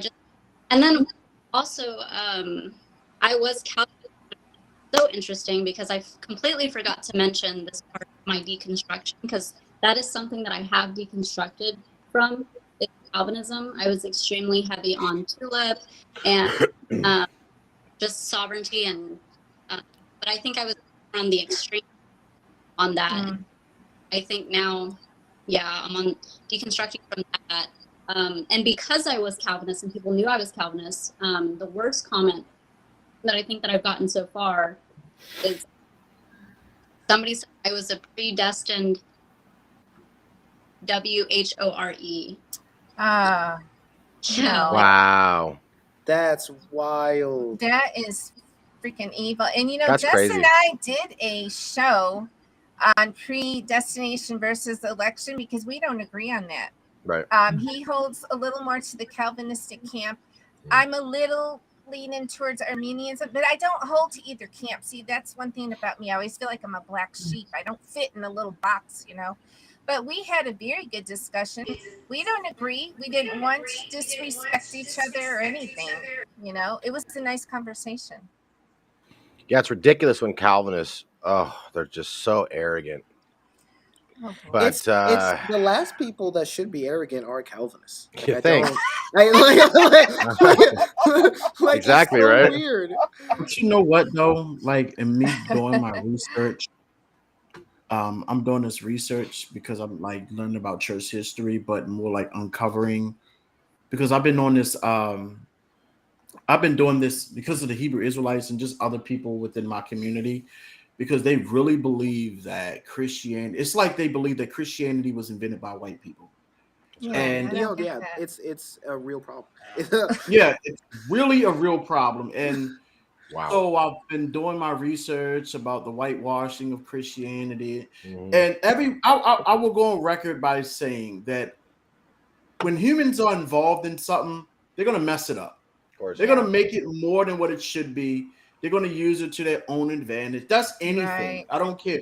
Like there's a saying, people don't, guns don't kill people, people kill people.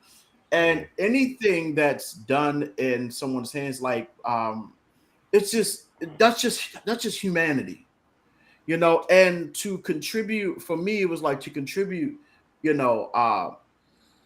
all this stuff to just white people. It just blows my mind. And it's like, do y'all realize y'all are dismissing thousands of years of history before Christianity ever made it to Europe? Right. Even before the Reformation, people think that it's Martin Luther, all those guys were the pioneers of the Reformation.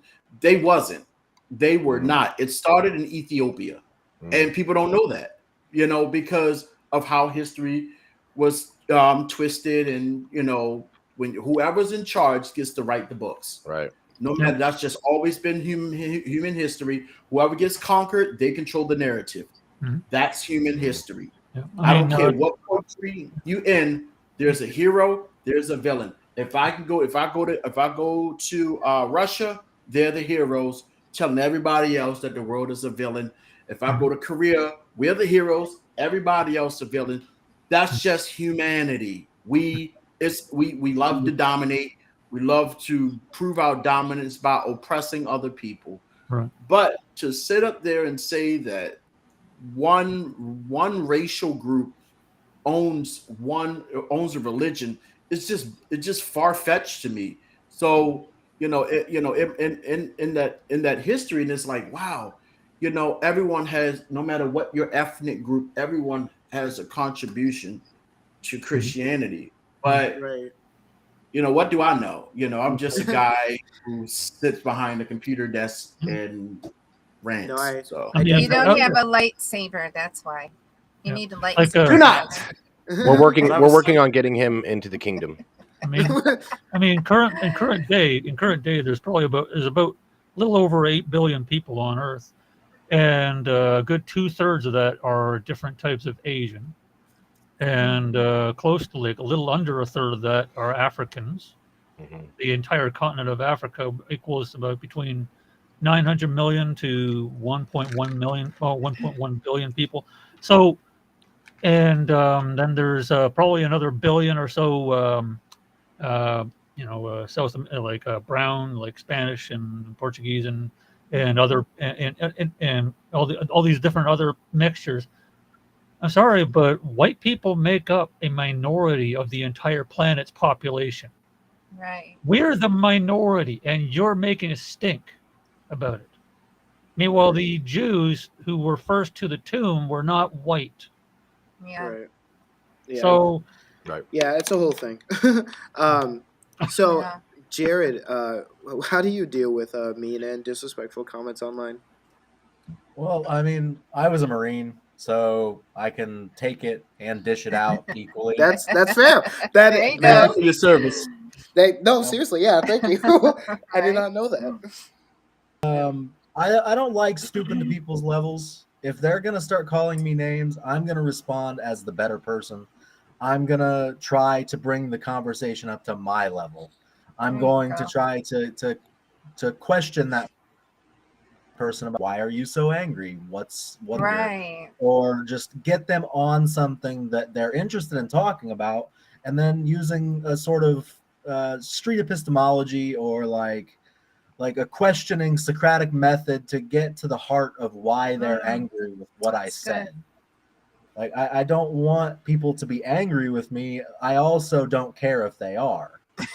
Like Right. it doesn't bother me if they call me all these names. I like And you I'm already. also bisexual, so they call me these slurs, and it Oh, doesn't affect right. me in the slightest because it's somebody thousands of miles away that I'll never meet, and they're not Yeah. gonna affect me or my life.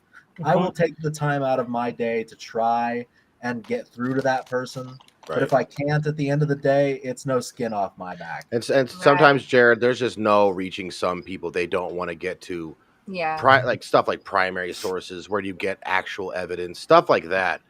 We Yeah. throw out the theology memes. We throw out this stuff we've read on the internet. Well, Christopher Columbus, they knew. I hate when I hear people on TikTok say they won't tell you this. They won't tell you this. That's 9 times out of 10. You stop listening to them. They Yeah. won't tell you That's this. what Gnostics say, right? Yeah. I have the secret hidden truth. Listen to me. Okay? So what about you, James? How do you deal with mean, disrespectful comments online? Well, luckily, I don't really get many hate comments, except that one time I got death threats, which I told What? Izzy about. I mean, you can talk about that. Don't Yeah. just throw that out there. What? Wow. Yeah. I made one video. Well, I made a few now, but when I was maybe first starting uploading, I made this one video on Islam. It was about this board, one that you see on the highway and things like that. And it said that Jesus is a Muslim. And I didn't know much about Islam at that time, but I made a video of well, that's really weird. I don't remember exactly what I said, but let's just say I got some death threats for that. Oh my Because I goodness. just didn't really understand that Jesus was a part of Islam or anything of that basic things. I thought it was more of well, even Muslims would think that's kind of weird. But no, they did not think that. Yeah. But They're the more how I Wow. Wow. yeah. they're very I would. Or- I What a would way to probably- discourage someone when they first start their YouTube channel, huh? Their first video, you Right. get a death threat. Like, maybe it's not for me. I mean, just not do Yeah. YouTube. And James wins the murder Yeah. award this month. James wins Oh, the definitely. murder award. It's like all of ours have been, like attacking our looks and stuff. They're not even attacking like the argument. Art, Right. like prefer like 50 comments about my look versus one death threat. No, Yeah. yeah. Just the way you Like, look. Like, why? what a. That shows they What's don't have the an argument. purpose? Yeah, what's the purpose, Priscilla? I mean, is it just to make you go, "Oh no, they're being mean, so I'm not going to say anything again"? You know, Her It's hair. Right? Yeah. Yeah. So Denial. how did you deal with that though, James? Right. I didn't really think much of it, honestly. I was just like, well, I mean, they're not going to, it's just one of those things that immature people say. So Wow. That's fair. basically thinking, Thanks for the view. I appreciate it. Like, well, yeah, all right. I was just like, well, Oh yeah, And James. he's Oh gone. yeah, James, I'm not gonna lie, I was expecting something more And profound. James walked with the Lord, and he was not. gone. No, yeah, yeah. His internet is always like up and down. I'm surprised we got through the live streams that we did. Oh, Honestly, I hate technology. yeah, yeah. It's really interesting. I've had all kinds of comments. It is interesting because I've never I've been I've been called a kufar by Muslims. I What's was that? a kufar is basically like a insulting way to refer to a non-believer. Oh, kafir. Okay. Yeah. So I've been called The I worst was you can called, be in their eyes, basically. Like an Yeah. infidel, right? yeah. Ben Chode in Hindi. Yeah, so I was Wow. called that. I was called a liberal. So that live stream that we did, responding to the debate review that we did between the Muslim and the Christian, made some. I responded to some TikToks about that, trying to say like, this guy's defending child marriage. Hello, and I That got was nuts. Gosh. and I got called a liberal because in the minds of Daniel's fans, if you're not as conservative as he is on political and religious topics, then you're a liberal who is accepting very recent ideas, and you're dumb for that. You need to go back to tradition or something. So Yeah. I Well, the world is the world is very divided, especially recently with the first of many movies and documentaries that are going to be coming out. But the what was it? Jim Caviezel came out with that one Oh, movie. Yeah, the freedom one. The Sound of Freedom. Yeah. oh yeah, that's And a whole it's thing. very revealing of who is supportive of that idea, whether it's child trafficking or just relations with children that are not Yeah. consensual with a family member at all. And people who are defending the film are being ostracized Yes. because they're being seen as anti-LGBTQ. Okay, so if I'm anti-LGBTQ because I defend the right of children to not even know anything other than a kiss on the cheek or the forehead until they're Right. 18, until they're 13, because the school is going to teach you, or mom and dad's going to teach you around 12, 13. So, but if the average desire is that a child doesn't know what it's like to be touched on the cheek or anywhere but the cheek or the forehead Yeah. until they're 12 years old, who are you? What kind of disgusting mind are you to be against that kind of film? I know. And then the one mainstream media that was embarrassed because there's actually footage that real live footage that was used in the film that was real of an actual raid on a child trafficking bazaar, whatever you want to call it. And they said, this is not happening. None of that's happening. It's all a lie. Like, yeah, it's a whole thing. But so yeah, so but I was called. No, you're good. You're good. Sorry. It's a real issue. Yeah. But I was Yes. called a liberal by them for that. I had someone. I responded to a video where someone tried to argue that Doja Cat was dressing like a demon Yeah. when she really just looked like a strawberry in like a red dress with like red paint. She did kind of look like Strawberry. It's kind of funny. But the guy said that she looked like a fallen angel, Okay. and said that, hey, wickedness is rising, get ready. And it was so dumb. But I made a response to that, and then some guy was like, hey, you're fat, or something like that. So I thought it'd be really funny to make a video of What? me lifting in the gym and and reply to that guy's comment with that video. So so that's what I did, because I've been pumping iron as of late. But Yeah, sometimes yeah, it's fun it's to been- embrace the insults. I think I did Oh one on yeah. TikTok. They're saying, Hebrews like said, "You get ready for slavery, Esau." So I'm like bundled up in my blanket. I'm No, just like I looking saw at. You seen that one? Yeah. I'm all And you know, scared. to Like, He's like, comment no. No. on what Joseph just brought up, you know, I think we see that our society is trying to normalize pedophilia, and that's Yeah. very disturbing. Yeah, That's they definitely very just keywords, disturbing. y'all. Keywords. You Algorithm. know? Yeah, Yeah. watch out for And, that. But yeah, it's a um, whole You it's a know, whole we're thing. just gonna trust the Lord to reveal what needs to be revealed, and I'll just leave it Yeah. at that. It starts with what I realize a lot of transitioning with change. It starts with desensitizing people. Mm. And Yeah. when people are become desensitized, because it's like it starts out small, you know, you have the little, you know, people making a big fuss about it, and then it goes away, but then it's integrated in your media and songs and I mean, young people. that's been happening for years. I mean, people have been Yeah. throwing the red flag with like certain teen shows because of things like Twilight and Vampire Diaries, where you technically have like 117-year-old men dating 17-year-olds, but it's supposed to be okay because they're like frozen. Their body's like frozen in the Now age of stop 17. it. I like It's a whole. Twilight. You stop it. It's not a good movie. I'm sorry. I It's liked not a it. good movie. I like I the think it's a good vampires movie. and the monster movies. I'm Jacob- sorry. I'm weird like that. What were you saying, Priscilla? Jacob with Renesmee. Like that's even worse. Oh, Yeah, it's that a was- whole No, there was a lot of backlash He about was that saying though. he was going to protect her. I didn't feel that sexual vibe. I didn't, but maybe I missed it. So I'm so happy. I feel like I'm out of the loop. I don't know what anybody's talking about.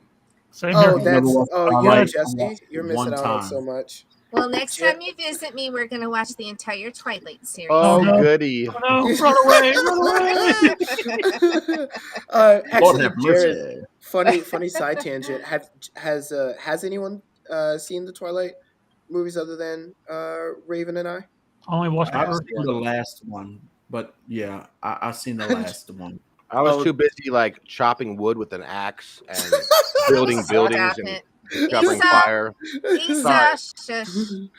What about you, Jared? Yeah, I've seen them. I love them.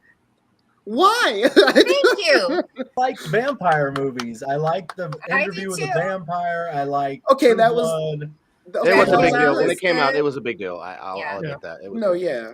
My I major, don't- my major gripe with the first one that because I didn't care about any of the romance, but my only gripe at when I first watched the first one was, so vampires are hiding because they turn to crystal.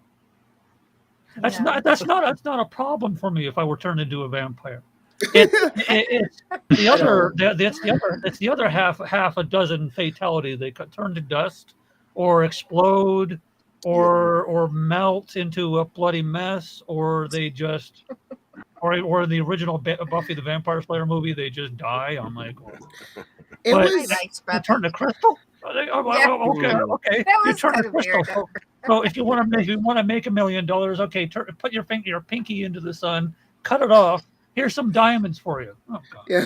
Yeah. It was a whole thing. I will say though that I loved that movie series growing up, and it definitely gave me one of my guilty pleasures, which is like supernatural drama and teen drama in particular. So like as much as I think the Twilight franchise and the Vampire Diaries universe is like really bad kind of in a lot of ways, and in Vampire Diaries is just self-contradictory. That show got all over the place I've at the never end. seen that. If you Some like people Twilight, love the you'll show. It's so if you- confusing. I don't know, because I didn't like First Blood either. So I'm weird. I Oh, don't like you mu- everything that's vampire, everything right, that's a monster, you know. right. But But Edward had real love for her. He was willing to live for thousands of years for her. You don't He understand. was you willing know, to wait for marriage. I will give him that. He was waiting for marriage before he deflowered her. Ah, so yeah, sweet. but So that's sweet. that's a that's a whole thing. All right, Um, but Jared, I think you asked Jared, what did he like about it? Jared, what did you like about the movies? Yeah. And what was your favorite? What was your favorite highlights? Just the romance. I like romance movies. I'm not a horror fan. I like some Oh. action, Yeah. but I'm kind of flick kind of guy. Things. I forgive you. And, I forgive I you. found It's okay, Jared. You hang with us a little more, okay? No, Jared's forgive you. perfectly fine. I got you, Jared. We're just kidding. Well, I Jared. also do a lot of woodworking and lift a lot of weights and do a bunch of manly things too, and chop wood out in my yard. But I do like guilty pleasures are the chick flicks and like Maid of Yeah. Honor and I'm more of a post-apocalyptic guy, you know. I like, yeah. of course, the Christian like- is post-apocalyptic. Yes, I like because it always fascinates me to see how humans could survive after an apocalypse or a viral outbreak, and trying to rebuild civilization, knowing that you have flesh-eating zombies out there, Right. Trust no one. No, like I don't like the zombies. I don't know. I don't get the zombie thing. That's a guy thing. Listen. I think. It's but it's not like I'm not into the horror movie zombie like the Evil Dead. Like that was cool. Yeah, that but was. I'm more into the biochemist stuff. Resident Evil. Yeah, like Resident Evil Resident or The Evil. Walking Dead or just Gotcha. like Black Summer. See, stuff I grew up with horror movies, so I like a lot of them. Which I did get too a lot, because of I my get mom. a lot of crap. You're a Christian. You're watching those evil things. Listen, I tell my girlfriend, I'm like, listen, we're gonna have some crazy maniac come after us. I'm gonna be the only one knows how to take that brother down. Yeah, That's I true. just don't want to. We've done the research. Yeah, I just don't want to watch a horror movie and then wake up in my house and hear something like, "Dude, where are you?" Right? Yeah. I mean, I- with the Highlander movies, when they started coming out, what was it, 1988 or 89? I never saw those. The Highlander movies, and then there was TV series later on. But those were started, and they were, as far as you can pick out that they were inspired by the cliche romance novels. But the writer added that the Fabio, I guess, of the romance novel couldn't be killed, and he had to engage in battle to protect his woman, and they just so. But that entire series was romantic. But I was in it for the. Was it good? Do you think? Do you think it was good? I I've never seen it. Well, I grew up on Xena. my usual screen name my usual screen name Ramirez is inspired by Sean Connery's character. So Oh, okay. Interesting. One horror movie I could not get behind. I watched Friday the 13th. I watched I didn't Nightmare on like Elm that. Street. Oh, I like supernatural stuff. Oh, I do like too. supernatural kung fu movies, like martial arts movies, supernatural romance, all that stuff. I find it really interesting. All But romance is supernatural. that's so cheesy. Oh my Ah. god, that's so Ah, cheesy. that was a cringe. That's so cringe. But she's right. But I forgive you. Yeah. I don't Okay. care. I could not get behind The Birds. I couldn't do What? it. Alfred Hitchcock, The how dare Birds. you? I'm I out of here. rewatched it and I fell asleep twice. So I was so scared as a little girl. Oh, I It's was so literally scared just of that. birds flying around. Like I It's can't. funny. I think it's funny now. But Y'all know that scene in like one of the Resident Evil movies where there are like zombie like birds flying around the main character and they're like trying to No. kill everyone. That was better than me than what they did in the Birds movie. Yeah, no, I just could not get behind that. There was one movie though that I really loved. It was the what was the horror movie? The Fly. Oh, I liked The I Fly. really like The Fly. The original, If you or ask me. the original from the '60s, Vincent Price, or with I- Jeff Goldblum. or the one, yeah, Jeff Jeff Goldblum. Goldblum. Okay. Jeff Goldblum's. Yeah, that was I good. I don't know if any of you guys have seen it, but I I have. really I want to see enjoyed. Jude's impersonation of Jeff Goldblum. Can you do a As Jeff a fly. Goldblum? I wish I could do impersonations. I would do them right now. Also, now that someone brought it up in the chat, has anybody seen any of the Ghostbusters? Because I have. I not. have them all on Blu-ray. Yeah, Hey, those original ones. Yeah. I have them all, including the latest one. They with ruined the it kids. with the latest one. No, I'm sorry. it was The good. 80s. You I don't didn't see know. that one. I didn't I see want, that. I want to see the new one that just came out a few years ago, where the kids discover the barn. Yeah, I haven't that's seen the that one. but Yeah, that, Mhm. yeah. And I No, like the yeah. one with Chris Hemsworth, of course, because I love Chris Hemsworth. He's a total babe. But that was yeah, oh, that one that was good terrible. too. That was Ooh. terrible. No, I thought Speaking of Melissa Ghost- was so speaking funny. of They had him. They had him in that movie just so they could get a butt shot of him. I'm dead. No, that's funny. No, I haven't seen any of the Ghostbusters. There's actually quite a number of franchises I have not watched yet. I haven't I seen know. any of the Screams. I haven't- actually just watched The Pope's Exorcist, and I thought it was I haven't pretty seen good. any of the Exorcist movies. See, you're I I built was thought it- watching that. I You're built thought- different. I am built different, and I'm proud of it. You got a Yeah. problem with that, brother? Too? How do you sleep No, I at night did after thought it was an watching those? interesting story. I did think it was an interesting story. Blasphemy. No, I was kidding. Oh, Yeah. stop it. I watched. I'm gonna tell you what I watched. I watched. Let's see. When it comes to like fiction, I like Lord of the Rings and The Mhm. Hobbit. Yeah. Yeah, I like those. Yeah, There's only those- one Lord, Yeah. and it's of the Jedi, buddy. It's not of And the then you ring. have yeah, I'm just like Ooh. impersonating Golem. The precious. The precious. My son actually got sent to the principal's office. He wants it. The Hold on, what? Hold on. creepiest thing is, I actually have one of my best friends. One of my best friends can do his voice, but he doesn't just quote a Gollum. He can do the voice while having a full conversation, Oh, full everything. He just does Oh the- wow. It's like Here- you You ask, should you record ask, he'll use most of the dialogue he uses is not found in any of the movies. But Oh, wow. you close your eyes and all you see is this bald. Yeah. That's Hobbit. wild. Oh, Wow. my What were you gosh. saying though, Jared? My son got sent to the principal's office on like his first or second grade, like the first day, for pretending to be Gollum on the playground. Like he was like crawling around at other kids in Gollum voice, and like That's he was hilarious. like he got sent to the Right. principal's office, and like we got a phone call that he was like doing weird stuff, and I was like, he just does that. We watch That Lord of is the Rings funny. all the time. Oh, Dad, Those are how great. did you reprimand him? Like How within- did you? Did you Within take his reach. ring away? Did you take away the precious?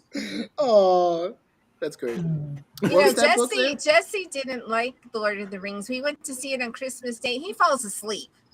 I'm like, what's I wrong fell, with I, him? I fell That's asleep to, I fell wild. asleep to the third I, one. I'm Don't very you with my weird. Just friend? didn't get it, Jesse. That's I wild, don't Jesse. sit through the traditional movies. I like documentaries. I'm so boring. My wife just sits there. Oh. He is pretty boring. Go through a whole church history, a 4-hour-long documentary on YouTube. Like, Then take Wow. notes. Yeah, Then he'll take send notes. me something and go, Mom, watch this. I'm like, it's 5 hours long, dude. Oh, but you gotta watch this, it's Mom. but a brief moment of truth in my eyes. No, Oh, that's yeah. funny. That's a power nap. Oh, what was that book? I'm sorry, Jared. I didn't mean that. Oh, it was the interrupt Lord of you. the Rings trilogy. Oh, okay, cool. I just always have it within reach. You never know Nice. when you need it, right? Yeah, and I've got it on my skin. I've got 2 Lord of the Rings tattoos. I've got the script Nice. of the One Okay. Ring Ooh, ooh, and ooh. Sauron. My daughter and all used to that collect stuff. the toys, but they don't even sell those anymore. Speaking She of Lord said of the what- Rings. I'm sorry. Okay, I'm I'm sorry, sorry. Raven. I'm sorry, Raven. I would say, speaking of Lord of the Rings, what's your favorite character? My favorite character My favorite character? or his? Both of y'all's. I don't know. You go Um, first, Jared. Probably Boromir. And who is he? Boromir's the one that gets shot 3 times by arrows by Lur, or I Oh, can't remember yes. his name. Oh. He dies fighting for his redemption. Mm. I would say so- mine. You Yeah. probably know Jared, her name, but the blonde girl who wanted to go into battle to fight. That's my favorite. Eowyn? Yeah, I'm torn between Legolas and Aragorn. That's fair. Aragon, yes.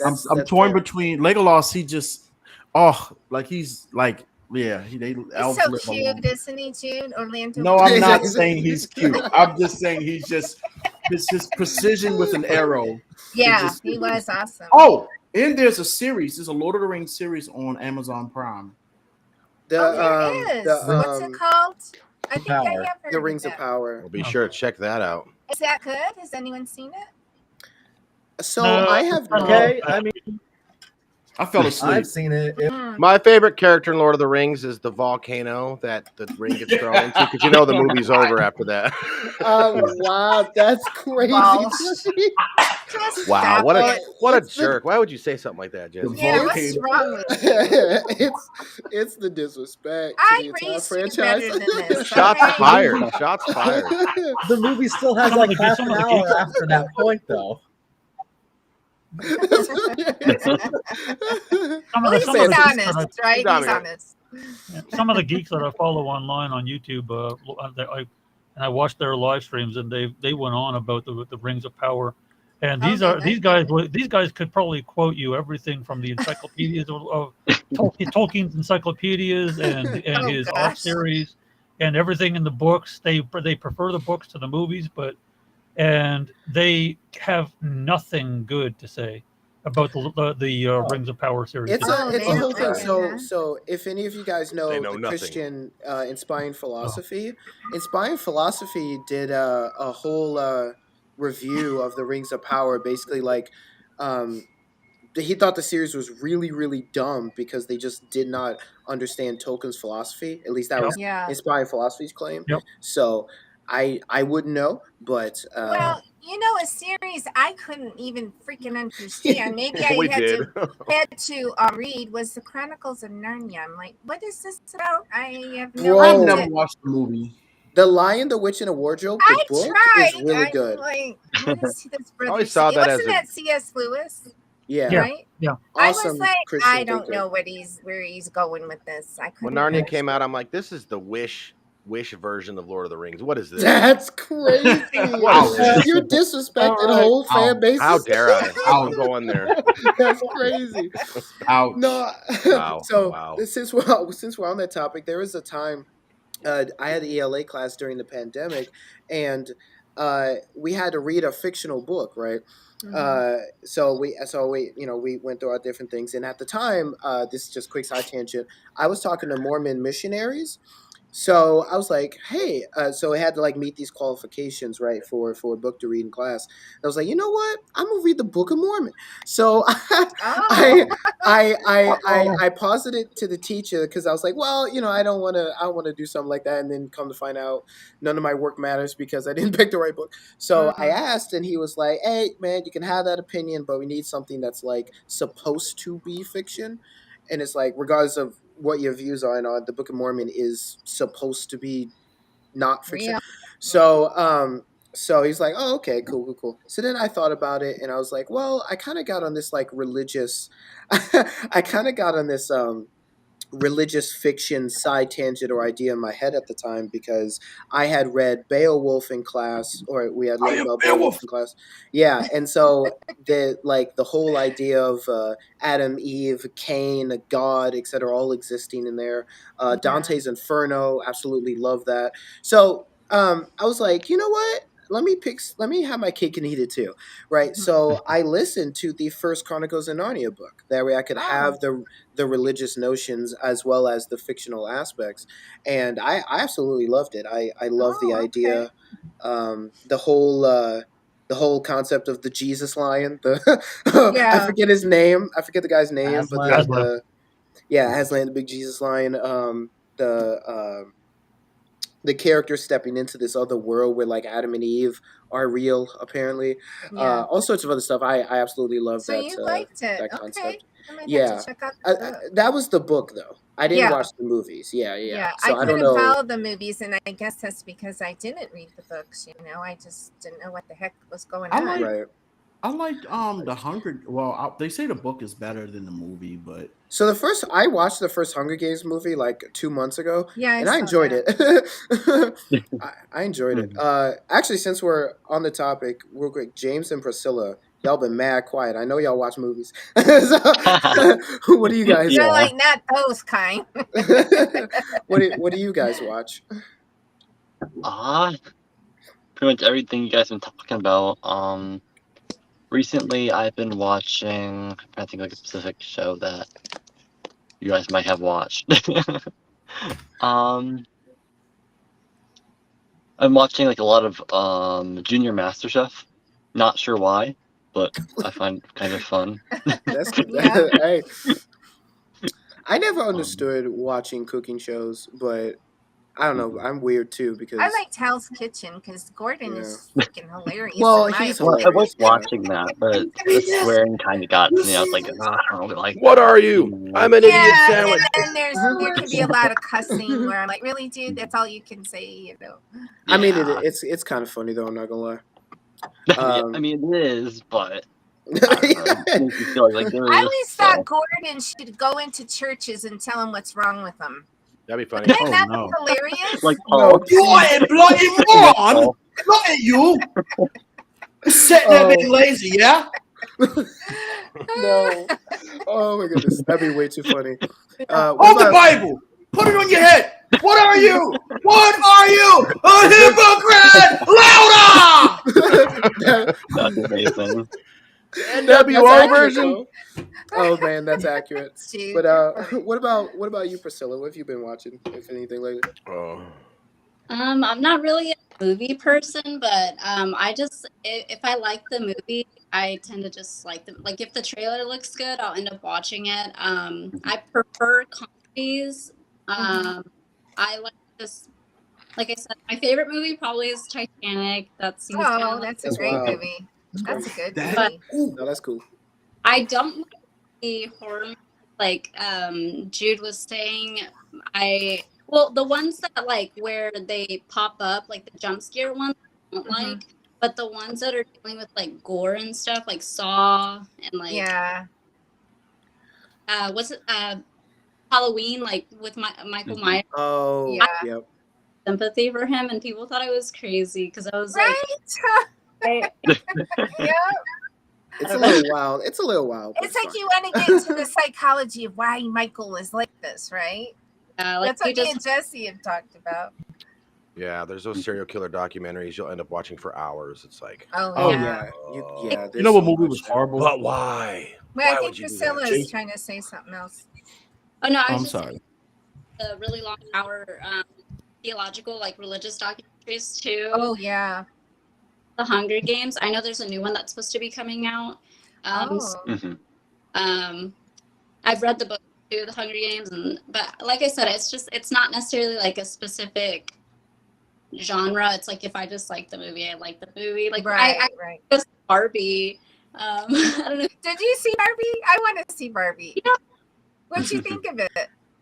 I think it was really good. I liked You it. do? It's- A lot it's- of Christians are like, no, it's feminist. I'm like, okay, now I really want to see it. But you know what's funny? Yeah. Of Christians, I actually feel convicted. I can watch the gore, like the horror, whatever, where they're like the killing, the slashing, the blood and stuff. But I cannot. I feel convicted when I watch Jesus movies. Isn't that so weird? Like, I know. It's like you can't watch him being, yeah. I don't know. I feel like it's. I don't know. Everybody has their own convictions. Some people feel like they can watch them with no problem, but Yeah. I feel like Jesus, I'm like, I just feel convicted, which is like weird, but No, it's not. I don't think it's weird. It is I hard can- to yeah, I watch can what tell. Jesus went through. Oh my! I had to turn my head a million times on Passion of the Christ and just cry that wow, he went through that for me. Does he Have know who you- I really am? You know? Have you guys seen any of the recent movies that came out? I watched so my brother mentioned Oppenheimer in the chat. I watched Blue Beetle recently. What is wanna it see that about? What Don't is talk So- about that movie. I mean, it's about I forget the actual name of the character, but it's about a DC superhero. okay? Yeah, he's the Yeah, so it's funny because the only time I've seen him is Karate Kid. when is in like games, and I think maybe there was an animated show or movie I might have saw him in, but I didn't know much about Blue Beetle, so I watched the movie as a new convert to the fandom. I don't know, and it was so I'm tired. This is just a whole rant. I'm tired of like the whole Enterprise now. Like I was born in '03. Okay, so I grew up on. It's like by the time my memory started, I think like the first Hulk movie was maybe coming out. The first Iron Man movie was coming out. The Spider-Man, two of the Spider-Man movies had come out with Tobey Maguire. I grew up on the old Batman stuff and got to like see the release of Batman Begins. It was a whole thing. So like I've grown up in a culture that has like started accepting the fact that you can like these movies and like I mentioned to someone, I forget who I mentioned it to, but like these movies helped make being a nerd and being a geek cool and not something worth bullying in school, right? So that was really dope. But like I'm so tired. I saw Avengers Endgame and I was like, okay, I'm done. And then Far From Home came out, so I was like, dang, I love Spider-Man, gotta do it. So then I chilled for a while, and then No Way Home came out, and then my sister wanted to go see it, so I was like, bruh. So then I went and saw that, and then I was like, and then I also watched like Into the Spider-Verse in between all that, but it was like, okay, I'm done. And it just kept coming back. You're These never done movies- with Marvel. These movies don't stop. So so then my The friend Logan took me to go see the Blue Beetle, and I liked it. It's just that it feel like if you've seen Spider-Man origin story and you've seen Ant-Man, you've basically seen Blue Beetle. Mm. That's it's Well, then So- I don't want to Blue see it. Beetle is essentially a kid who discovers a alien from a lab, and that alien gives him Iron Man powers, essentially. That's These scary. are what I call guy flicks, but I have another word for it, and I can't say it on here. Yeah, But, not a Christian channel. Yeah, Yeah. not on a Christian channel. But Yeah. so I tried to watch some of them. I liked Wonder Woman. I thought that was good. I don't know if you saw Yeah, Wonder that. Woman was Priscilla. good. The first I one thought was with good. Gil Gadot, I like her. She was. Yeah. She was a good superhero for a woman. Yeah. I'm just kidding. I'm just kidding. Just kidding. It's a joke. Yeah, It's a joke. No, It's a you're joke. good. You're good. But what's weird that you mentioned Gal Gadot is that Gal Gadot she's going to be playing Grimhilda in Yeah. Snow White next year, and I'm Yeah. like, Oh yeah, yeah, That's yeah. cool. You want to convince us that she's not as pretty as Snow White, Right. but right. she's the most beautiful thing It's in the okay. film. It's like they've already shown enough. screenshots of who they're working with, and I'm like, Grimhilda had a very ugly, grimace look on her face in the cartoons, Yeah. and even in the 1800s black and white etches of her, right. she was like she had a very feminine body, but her face was scowled. And That's but now you want to make us look at this beautiful woman today and make us think there's some no. And then they show Christy, whatever her name is, was playing Snow White, and I'm like, there's just no way she's more pretty than Gal Gadot. But that Fair enough. And what's with this whole new Snow White thing with that girls like she hates the I forgot that they did something with the Seven Dwarfs. I haven't seen it, but there's a lot of I have no idea. controversy. I gave up on like Disney remakes. Oh, they when I massacre saw- them. They've massacred every Yeah. single one. I liked Jungle Book. I like what they redid Jungle. I like Book. Mowgli. That Mowgli was one's- pretty that cool. one's Yeah. Yeah, that's Mowgli. good. Let's see. I like when they redid Beauty and the Beast. Yes, That was I like pretty that good. too. He looked. although in my opinion they could have made Beast a lot more bigger, but Yeah, he looked like Krampus, but we're not gonna go there. And I seen that I didn't think too. of that. I and, own Krampus. I liked Krampus. Yeah, and after that, it was like downhill from there. Lion King was like a Yeah. voiceover documentary. It's Yeah. almost It was like It really, okay. bro. It was Yeah. okay. Mulan. I couldn't watch Aladdin though with Will Smith. I'm like, I That like was he did was good good on a movie. genie. He didn't Yeah, mimic the Robin Lion King Williams. thing. The Lion King thing. I I did like like the only thing is like I'm okay with the Lion King, the live action, well CGI Lion King having an all black cast. I'm okay with that. but they still should have got Jeremy Irons to do the voice of A Scar. Scar. Yes. I'm sorry, but that was their only major error. Their I only They error. messed. agree. No, it wasn't. They They messed up the songs. And yeah. that too. The songs were Yeah. horrible. Yeah. Oh And my what, gosh. what's with the Little Mermaid? The sister's black now. Is there a problem with the White Mermaid? What's going on here? It's Disney's. What's the word I'm looking Politically for? correct. Identity. Yes. It's the But I Oh, haven't yeah. seen it. I'm probably going to DEI. watch it. But Yeah, but the reason why they did that is because the people who are writing it and people who are producing it are not actually reading the source material from what was it? Was it his last name is Christensen? From the Hans late Christian yeah Andersen? Hans Christensen, and Yeah. he did the original writing of it in the late 1800s or early 1900s, and it was based on in Dutch, in the Deutschland, whatever. Okay. Yeah. So Yeah.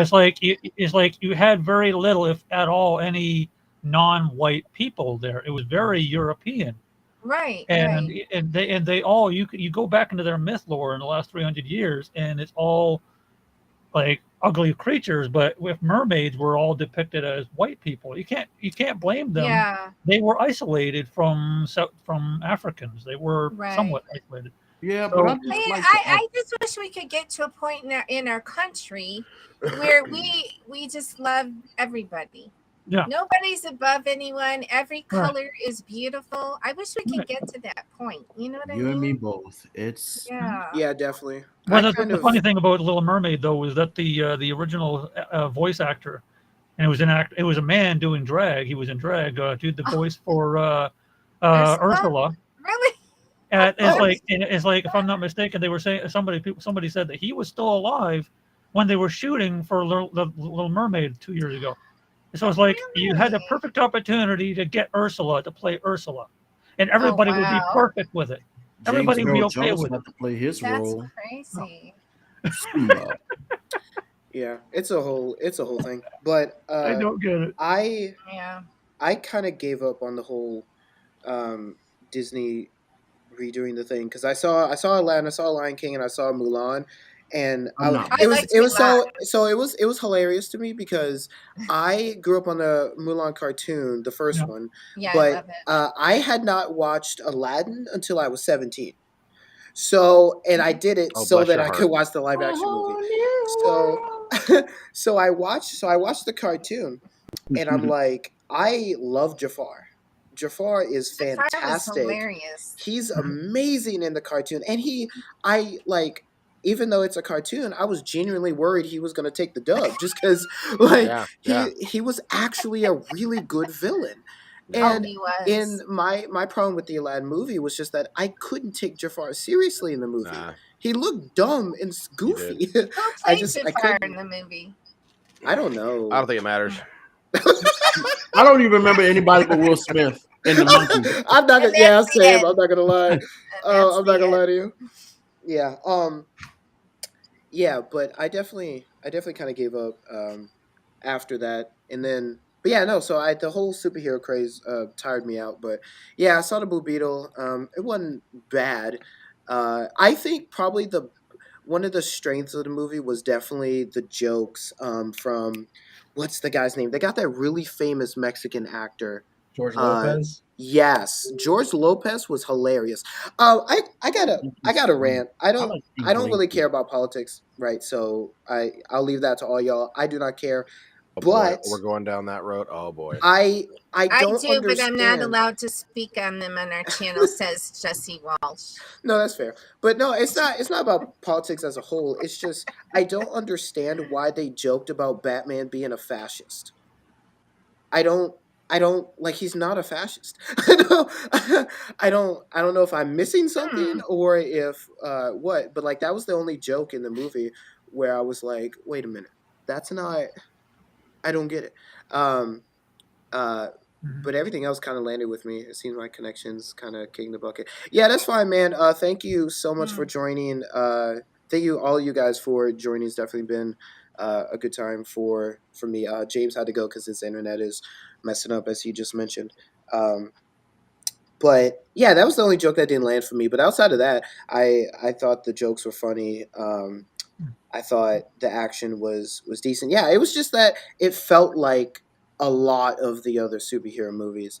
Um, yeah, so So what that did you was my think? only thing. What did anybody think of? Because I never watched it, Black Adam with The Rock. I never watched it I either. didn't see it either. I watched the Batman instead of Black Adam, and I'm glad I did. Are Apparently. you talking about the Batman with Rob Patterson? I didn't like that one. Oh, I loved it. I thought it I was. didn't. I was like, this is going nowhere, and I'm bored to tears. So I really like the fact that they did slow down with him and create a Batman that is actually a detective, because in the That was comics, kind of cool. Yeah, right, that part was. right. There's not a lot of Batman media that I'm aware of that capitalizes on that in the way that that movie did. The only other That's thing I can true. think of was the video game, the Batman the Telltale series, that utilizes his detective skills really well.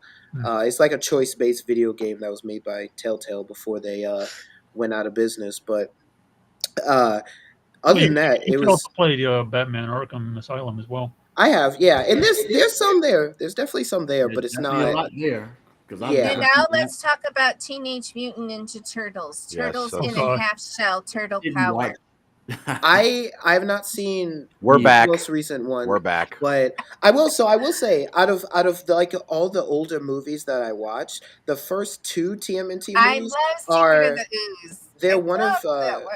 those two movies are among like my favorite classic movies. Yeah, I like those. The third one can burn in hell. I'm not. Yes. I'm sorry, Yeah. but the third one, straight Yes, up. absolutely. I will have to say I don't something care. that will embarrass Jesse, but just hold on, It okay? upsets me. It When upsets Jesse me. was a little boy, he was obsessed with turtles, right? And when they started showing the commercial for the Turtles movie coming out, he came up to me and said, "Mommy, I want to go to a theater near you." That's great. And we did. Oh, that's great. I love That was that. so cute. Oh, I took him because I'm a good mommy. Since we're on this topic, and I will never forget this experience. Kevin, if you're still, this is one of his earlier comments. Yeah, Spider-Man will never die for sure. He By the way, Miles Morales is still Miles Morales. no, yeah, I mean, no, that's fair. He's great. I don't know who this is. But he's one of the Spider-Man. Oh, okay. But yeah, so I went. My first time going to the theaters is when my brother took me to go see. Well, was it my first time? It was one of my first times. Went to go see The Amazing Spider-Man in theaters. Mm. So Andrew Garfield had taken up the mantle of being Spider-Man, It was pretty and yeah, I'll definitely never forget that. It's not like the greatest movie, but especially when I was a kid, towards the end of that movie, when the city starts. When the city starts like helping Spider-Man after he got shot and everything, it's like, oh my goodness, that's great. Especially because in Tobey Maguire's series, that was one of the aspects of the movies that was really cool, is that the city itself was a character in the wow. movie, and Mm. yeah, and they did that in at least Andrew Garfield's first movie, and that was a very especially as a kid, I literally was in the theaters, and so I had to be quiet, but I really just wanted to shout, "Yeah, go Spidey!" It was awesome. You know, Jess and I did a show on some of our favorite movies because I believe God can talk to us through movies, music, whatever. And we also did a show on secular music that we like. And I know sometimes that's taboo with Christians. And you should only listen to Christian music or you're listening to Satan music. I'm like, really? Well, I still love Led Zeppelin, but I have no desire to worship Satan or get high or anything. yeah, So me neither. it's like, I believe you can appreciate someone's art without embracing their beliefs, you know? Heck, I've actually met a few Christians in my life that are, if there's any drums at all, any drums, even like a tambourine or anything, they'll say it's of the devil. Oh, So, dear Jesus. So they dance with 2 left feet all the time. So Yeah. That's So it's wild. like, yeah, you can have music, but as soon as you plug an electric guitar, you're asking Satan to come in that building. It's like, really? yeah, like, I'm a big Tool fan. I love Tool, but I you know love they Tool. the lyrics behind Maynard is very Gnostic. I don't agree with Yeah, any of it's that like, stuff, oh but- my gosh, now that I'm listening to Tool, I don't think there's a God anymore. Really, Right. Yeah. So, Actually, Right. so that I mean, yeah, we could definitely talk about that. What is some of you guys' favorite favorite songs and music and stuff? I'm weird. I'm always kind of weird. I really like different versions of dubstep. So I enjoy that. I I like do like some Christian. dubstep. Yeah, Yeah, I like I have rap no and idea. rock. What is It's a whole it's music of the future, mother. it's a it's No, a whole I'm thing. saying in the past It's in classic rock, it's called You classic have to rock, have yeah. robot ears to listen to it. and so I I don't. I like dubstep. I like rock and rap both. I used to not like classic rock, and then it grew on me. And then I listened to like classic Christian rock, and I was like, that's Mm, fire. I mm. love I rap. love DC Talk. I really like DC Yeah, Talk. Eminem. It was definitely up there for me for Big a very influence long on time. me too. Still Yeah. is. Yeah. Mm, So I love rap. Love Christian rap. Lecrae, KB, NF. mm. Um, then outside of those three, it's definitely nerdcore, which is nerdcore is basically songs that are made based off of like very nerdy stuff. So they Oh, like anime rap. I've seen it. there's anime rap. Oh Yeah, boy. there's other stuff. One of my favorites actually. I listened to the song when I had a bad breakup. It's a whole thing, but Aw. but it's the song called "You and Me." Uh, or no, it's not you and me. It's me and you. But Yeah. it's based Get off it of right. Get it Get it right. right, No. right. Izzy. Yeah, yeah, we're professionals. But it's based on the Spider-Man No Way Home. After Oh. basically the whole world forgets about Spider-Man, including his beloved girlfriend. So the lyrics are vague enough to like apply to different situations, but like that's what the song is based off of. So it counts as nerdcore, but it is about relationships, breakup, that sort of thing. So that was Yeah. really dope. What else do I like? Definitely nerdcore, rock, rap, dubstep. Um, yeah, those are like my main things. I really like among dubstep. I really like deathstep. It's basically a harder version of dubstep, except a lot of the concepts and songs are around horror or mythological characters. So they'll like even in the song they'll craft entire like fantasy um, Oh wow. yeah, like fantastical stories, and then the Mm-hmm. songs will be based off of that. Like there's a Death Step song called Gabriel, which is basically built off of this concept of the archangel Gabriel turning against God, and so he changes Hmm. his identity, Wow. and so the Uh oh, rest. he's a transgender. Well,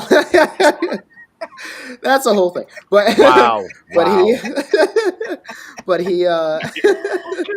but he You but should yeah, shoot so me he that. You should shoot me that Izzy on Messenger so I could check that one Yeah, out. I want to hear yeah. that too. Yeah, Yeah. yeah. So there's that. So there's a little introduction at the beginning, and then it goes into the whole beat. The vast majority of the songs don't have lyrics, but or they have very little just to set up a story. Mm. One of the songs is like a they use like what is it called? What is that guy's name that wrote like started like a whole genre of horror onto itself? Um, not it's not Cthulhu. That's not the thing. Um, yeah, I forget. But like these weird, huge, Lovecraft. abstract, monstrous characters. Lovecraft. Lovecraftian horror. Yes, yes. So there's one song that uses like Lovecraftian type creature to I've never do heard things. of So that. yeah, that's kind of my thing. So we've been going from like my right this time. So we'll start basically Hmm. down, go here, and then go back up and go here. So that on my screen, that's Jesse. So Wow. at the very bottom. So what kind of music do you like? Don't say Miley Cyrus. Well, let's say early on in the early 2000s, I was big on the new metal. That was it. That was. Yeah, you did that. Fair It enough. didn't age well. It didn't age well. Some of it's coming back. I think like people like Rage Against the Machine. I love their political Yeah, I like them too. their political tone. They're just always got something to say. Killing in the name of. Yeah, they're pretty dope. They've always been dope. I think they did it right with the rap metal. They did it right Yeah. because Mm. they lasted longer. they've Mhm. aged better than people like Limp Bizkit and Korn, and Korn is still I like some still old like dudes. Korn. True. Korn's still cool, but a lot of bands I fell away from. Yeah, like you said, a lot of hip hop. I like Big, Pac, M, Nas, all them, like the goats we would consider. But also like throughout my 20s, I started liking some country. My mother will love that I fell into some country music, fell into to I some hate country. some Sorry. funk, a little bit Me of too. funk, a little bit of alternative, all that stuff. So I think my policy is now if it's good, it's good. You just can't deny it. You can't deny it. You can't deny yeah. You can't deny a George Strait song. Come on. That is I country can right very there. quickly. I'm Yes. telling you. That's understandable. telling you. You No. got a George Strait song going. He's wrong. He's What wrong. about you, Jared? What did you like? Actually, since we're on the topic of music, and you are an atheist now, do you still like listen to certain Christian There music, you like go. Skillet and other things like that? He's in the hot seat now. Like being raised Southern Baptist, a lot of hymns. Like we did Oh. some contemporary music, but it was mostly just singing hymns. So I'll still listen to like Washed in the Blood and Okay. Yeah. The Old Rugged Cross, and they still make me cry. Like I'll sit Yeah. there and remember what it was like to sit in church, and I will still get a tear in my eye and remember those fond moments of sitting in church. Right. But not really anything contemporary. 1,000-Foot Crutch. What's the other one? The really Skillet. big rock. All them like 5 times when I was a kid. Yeah, I like But Skillet. I just can't do Christian music anymore, promoting things that I just don't believe and I think are actually a net negative to society. So I That's don't. fair. Yeah. Because Yeah. I didn't say this earlier, but I'm technically also an anti-theist. I believe that religion, as religions, are a net negative to society, and don't enjoy them. I'm not an anti-theist like believer. The beliefs are negative. So I mean, music-wise, I like classic rock, 60s. Thank you. Yeah. Yes. Black Sabbath's dope. The Beatles, Black Sabbath, Stones. Just Mhm. the Eagles, just everything from the 60s and 70s. I love Woodstock music, Joe Cocker, Yes. The Who, Janis Joplin. Janis Joplin, Jimi CCR, Hendrix. Who doesn't love Yeah. Hendrix? Right. The band. Yeah. So yeah, I stick to mostly that, but I will listen to some like metal. Metallica was like my favorite in high school. I've seen Oh, yeah. Korn, I've seen Yeah. Disturbed, I've seen Love Danzig, Disturbed. I've seen a concert in 2011 called Rock on the Range in Ohio, and it was like 40 or 50 different bands. Like Danzig was there, wow. Avenged Sevenfold, Oh wow. Ooh. Red Jumpsuit Apparatus. They had a bunch of different like bands. POD was there. I saw I like POD. POD. Ooh. Yeah, I loved them when I was a kid growing up. Yeah. Yeah. And so I liked a lot of the grunge too. I don't know if you like the grunge, Jared, but I like the grunge from the 90s too. I was born in '94, so the year Cobain killed himself, so the year grunge really died. So Yeah. I did like. My mom hated grunge. She I hated. liked it. I never did until I turned like 20 something, and I was like, yeah, Nirvana, cool. My mom, Soundgarden. yeah, Soundgarden, Audio Slave, Alice in Chains. Yeah. Yep. My Alice dad in likes Chains. a lot of grunge, and my stepdad liked a lot of grunge. Yeah. And I latched onto it, but I was never as big into grunge as I was into like 60s, 70s rock, Yeah, me too. Yeah. 80s metal. Like I never liked metal. Jesse I liked started getting metal. into hair bands now. I like it. Oh He's no. the one that called Dr. Feel Good. He's No, the one that makes no, you feel no, not alright. Motley He's the Crue. one that called No. Dr. Feel Good. No. Yeah, Motley Oh, Crue, Rat, Slaughter, Scorpions. Scorpion, Whitesnake. White Snake I liked. Yeah, there's a lot of 80s in my house. Like 80s hair Nice. metal. Yeah. Yeah. Love Cool. ballads. That was it right there. The hair What ballads. about you, Priscilla? I like rock music, specifically post-hardcore, which is like, because I'm a '96 baby, so I would be more like that weird emo girl, like 2008, like, scene, Yeah. Andrea, Alisana, Hollywood Undead, stuff like that. Okay. Like more of the newer, like little rock bands or whatever. Okay. Like in the high school or middle school phase. Yeah. But since becoming Christian, I try to I've tried to steer away from that, not because, you know, it's like, oh my gosh, I view it as like Satan music now, but just because I feel personal conviction. Once Mhm. again, it comes down to personal conviction, I believe. Yeah. And I think that, you know, in the scriptures, I read, or it says like, kill the flesh. And so when I listen to that music, it gives me this kind of like rush that's not good. Like I get intrusive thoughts, and not like sewer slide or anything, but like they're concept albums most of the time. Which concept albums, I don't know if you guys know what they are, but like it's like individual songs in the album make up the whole story. Mm. And a lot of them talk about like murder and killing, and so I just think like it puts me in that not good mindset, and so now I just stick to Christian music. And I know there's Christian rock too, because it's like, well, you can listen, you can like There's how it- Christian black metal. Like Yeah. that's a thing. Oh, I didn't know that. Wow. That- Yeah. it personally, it's a gateway to start, you know, thinking back on those thoughts and stuff.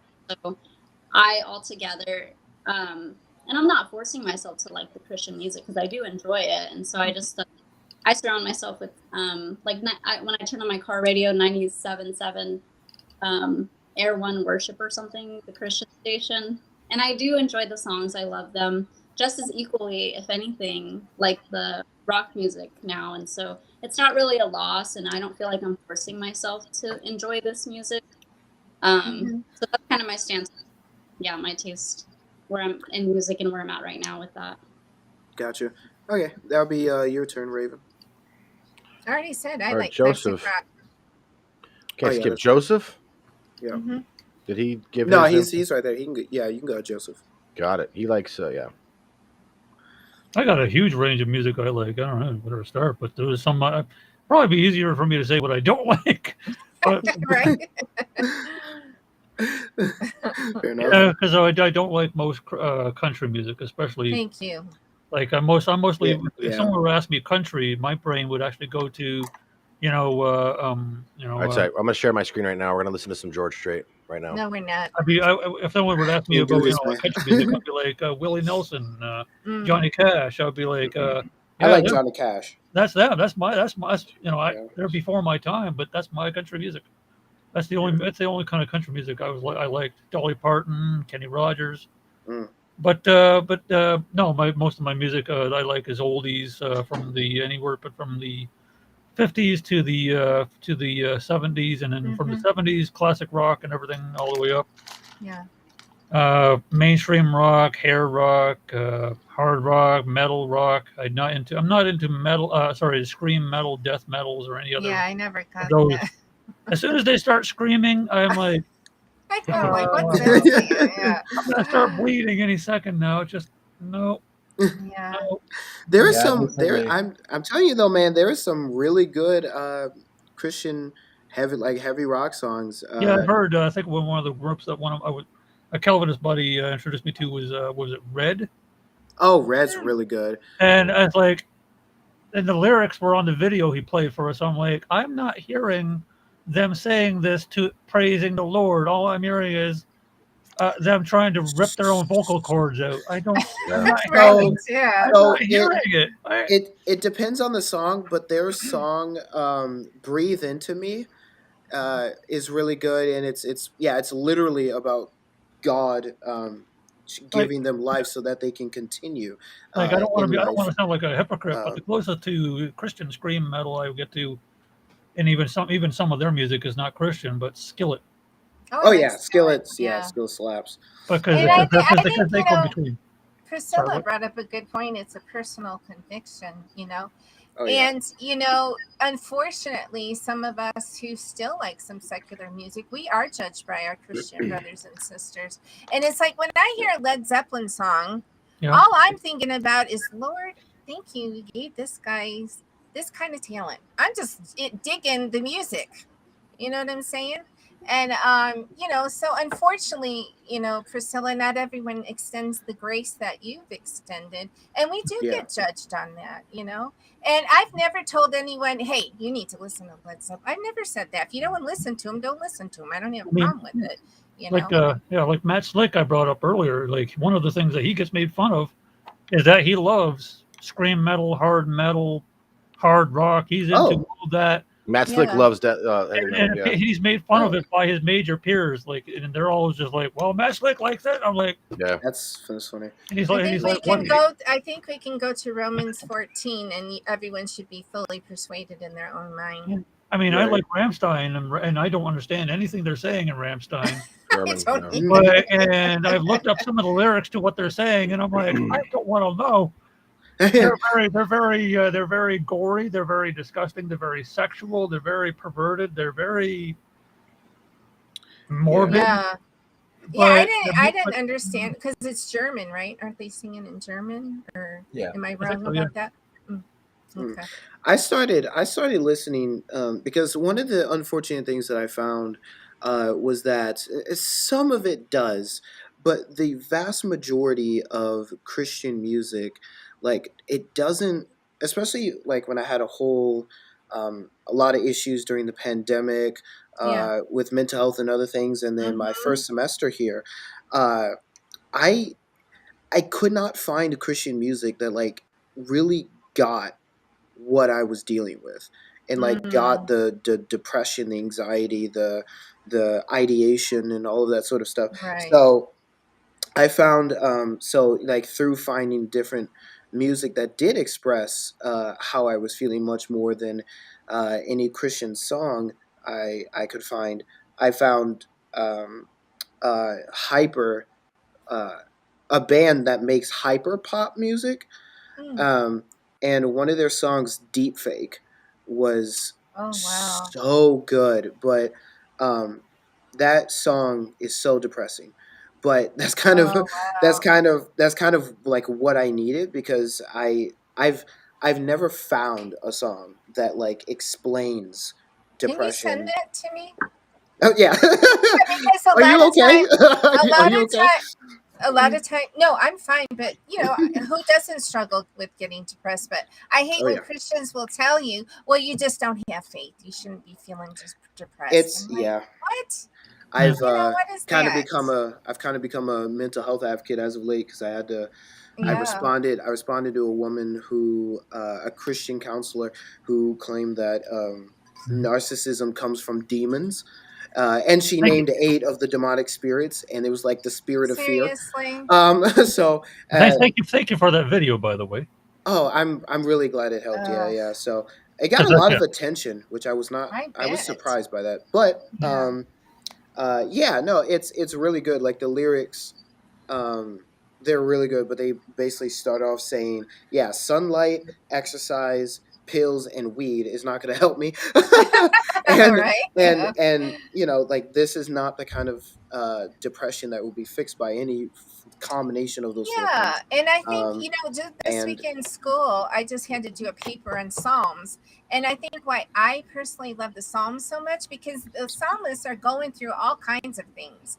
There's times where yeah, they're like, "Lord, just kill my enemies," It's like these brothers were going through some serious stuff, and we all do, and we should be able to be human. I get right, tired of we have to put on a facade to be a Christian. It's like, you know what? Sometimes I'm like, I'm going through it. Where are you, God? right. And we all go through those times, and there's nothing wrong with that. We shouldn't beat each other up because we're struggling at times. That's kind of how I viewed that. I came to view that song actually because um, like I said, I couldn't find a Christian song that like went to the depth, especially that Deep Fake did. Wow. That song brings up a disassociation when like an experience is so traumatic that you like literally disassociate from reality and the Right. experience in order to protect yourself from That's going through it. true. It's so Yeah.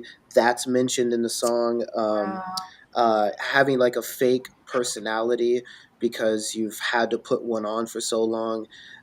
All sorts of stuff is mentioned in that song, but it kind of for me at least, it became a lament at that point, because You I was going through still it. Christian, of course, through the pandemic and through my first year of a Christian college, and you know, I was able to use like those non-Christian songs to be able to as a sort of Yeah. lament, and a lot of times they've it felt better than some of the Christian songs, like I said, because there are Christian songs. I know some Oh that deal yeah. with that, like Yeah. what was, I forget the band and the song, but they talked about um, suicide ideation and stuff. Wow. There was God Only Knows by King and Country. Yeah. That's, I mean, the music video is One of my about favorite that. songs. Yeah. I like Yeah. Switchfoot. I like Oh, Switchfoot. I same. like Jars of Clay. I thought Jars Hmm. of Clay kind of had that rawness of, Lord, I'm Yeah. going Yeah. through it. Are you Like up if there anybody, listening? You know? yeah, if anybody likes rap, NF does a lot of good Oh, I do Oh, like NF, and I do not music. like rap, but I do like NF. Yeah. yeah. No, Uh, he's yeah, one of the few who's like, yeah, no, I'm Oh, his depressed, bro, and songs I'm are gonna tell you. intense. yeah. Oh my Yeah. gosh. I still have over 30 songs by Lecrae and his friends, but it hurts my heart to know that Lecrae sold out. What happened with him? About a decade ago, or less than a decade ago, he was offered, and he went on to one of the music award shows, and Uh-huh. he let it go to his head, and he did not preach the Lord. He just preached America and the flag, and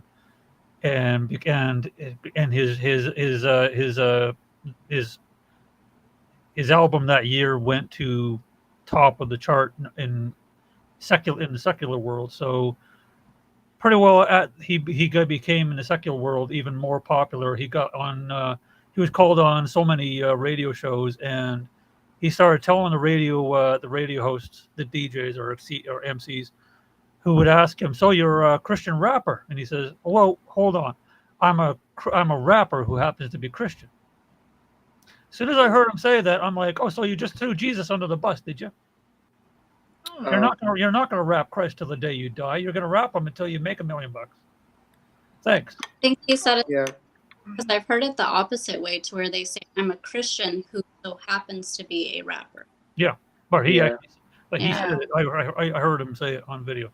So Yeah. Well, I'm not sure if I think that was a bad thing he said, but maybe I don't know what He he did. meant He entirely. has definitely made some pretty good stuff, like All I Need Is You. mhm. The one song he did with KB. I mean, he did. I think he did a couple, but Mhm. it wasn't Not Today Satan. It was something else. I forget, but yeah, he made some. He was actually really important for me because I Mhm. got into rap in Mhm. sixth grade, and Mm. then Lecrae, KB, Andy Mino, and F, they helped me transition into Christian rap. Yeah, Oh, right on. okay. Yeah, and kind of helped me have a genre of Christian music that was Right. accessible. So we are getting to the 3 hour mark. That's fun. Yeah, and I have to go. So Yeah, if you guys have to Yeah, go, it's almost 11 that's o'clock here. Yeah. yeah, that is totally but up it to you has guys. been fun. I liked it. And I Yeah. love everybody, and I think everyone's input and stories are freaking awesome. Yes, definitely. Definitely to all you guys, thank you so much for Yes. being like a part of the career that I've had here, and I hope all of you guys could continue to do so. Well, Yeah, you better support definitely. us too, brother. That's all I'm saying. Oh yeah, definitely. I You got do. you. I know you do. I got you. You're definitely on the right. You are definitely on the right path by applying your hobby studies in the psychological, and applying Yeah. and applying them to Christianity today, and It's using also awesome. using the Bible to enforce it. You're doing a great job on that. Yeah, and what I like about you too, Izzy, is you address a lot of things that are taboo and that a lot of Christians don't want to talk Yeah. about, you Right. know? So I appreciate that about you. Yeah. Yeah, definitely. That was that was part of the reason why I started a whole series on religious trauma, Mhm. because I responded to a Christian who's basically gaslighting the entire deconstructionist community as Right. just being told to go to church and listen to how much Jesus loves them. So Yeah. it's like, yeah, that's what happened. So I, I res- Right. I responded to that video, and I had Christians being like, yeah, the term religious trauma was made to bash Christianity. Oh, It's not even whatever. real, and a bunch of other things. But that's whole rabbit trail. Point is, Yeah. that's what started though my series on psychology, Mhm. was religious trauma, and then I got to interview Reginald Wells, who's a part of the online ministry Cross Media with Yeah. Joseph, me, Jesse, and others, Mhm. and he's a Christian counselor who has studied with trauma and religious trauma a lot. So I think that's like his main it's like Oh, crisis and wow. trauma therapy. I think is his main thing. Awesome. Yeah. So yeah, I got to interview a Christian counselor about religious trauma, and look at some of that research and stuff. So yeah, I definitely hope that the content that I make in the realms of psychology and mental health help. My men's Yeah. mental health series was huge on the Nice. majority of my platforms because of stuff like that. So Yeah. yeah, I definitely hope that is impactful to people. Mhm. Oh, I just wanted to say real I'll definitely have to watch it. I was it's very unfortunate that Christians credit um, the religious trauma that people have experienced, and especially the people that believe in like once saved always saved, and that kind of goes behind the Calvinist view, which is also why I'm no longer Calvinist, because they believe that if you fell away, like you're sealed with the Holy Spirit, and if you fall away, you were never truly saved, you know. Right. Yep.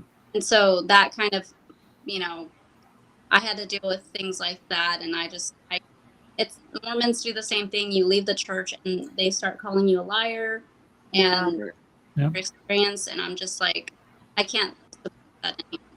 Yeah, it was one of my pragmatic concerns because because whether or not a religious doctrine is true, you still have to deal with some of the pragmatic concerns. Like Right. and especially Jared knows this. I believe hell is real, but there are still very good objections and good pragmatic concerns that need to be dealt with. Mhm. And same thing with once saved, always saved, because Yeah. yeah, someone like Jared could be Southern Baptist, all in for 20 years, and everyone's like, yeah, that dude's a Christian. What do you mean he's not? And then he leaves the faith, and it's like, oh, now you're showing your true colors, you chameleon. And it's Right. like, well, don't gaslight me. We've been friends Right. for 10 years. You know Yeah. me. Don't do that. But they do, and Yeah. they kind of have to if you They hold to once saved, Yeah, always because saved. it upsets their little cult thing. Because I think there's some cult like practices in a lot of Christian churches. Yeah. And I get slack for even saying that. It's like, you need to think like us and look like us and act like us and speak like us, or you're not part of us. I'm like, I never fit into that. Yep. Like And I don't believe Jesus made us like that either. We're all different and unique, yeah. Like Desmond, the leader of my my other online fellowship, but we're called over there we're called the Knights of God.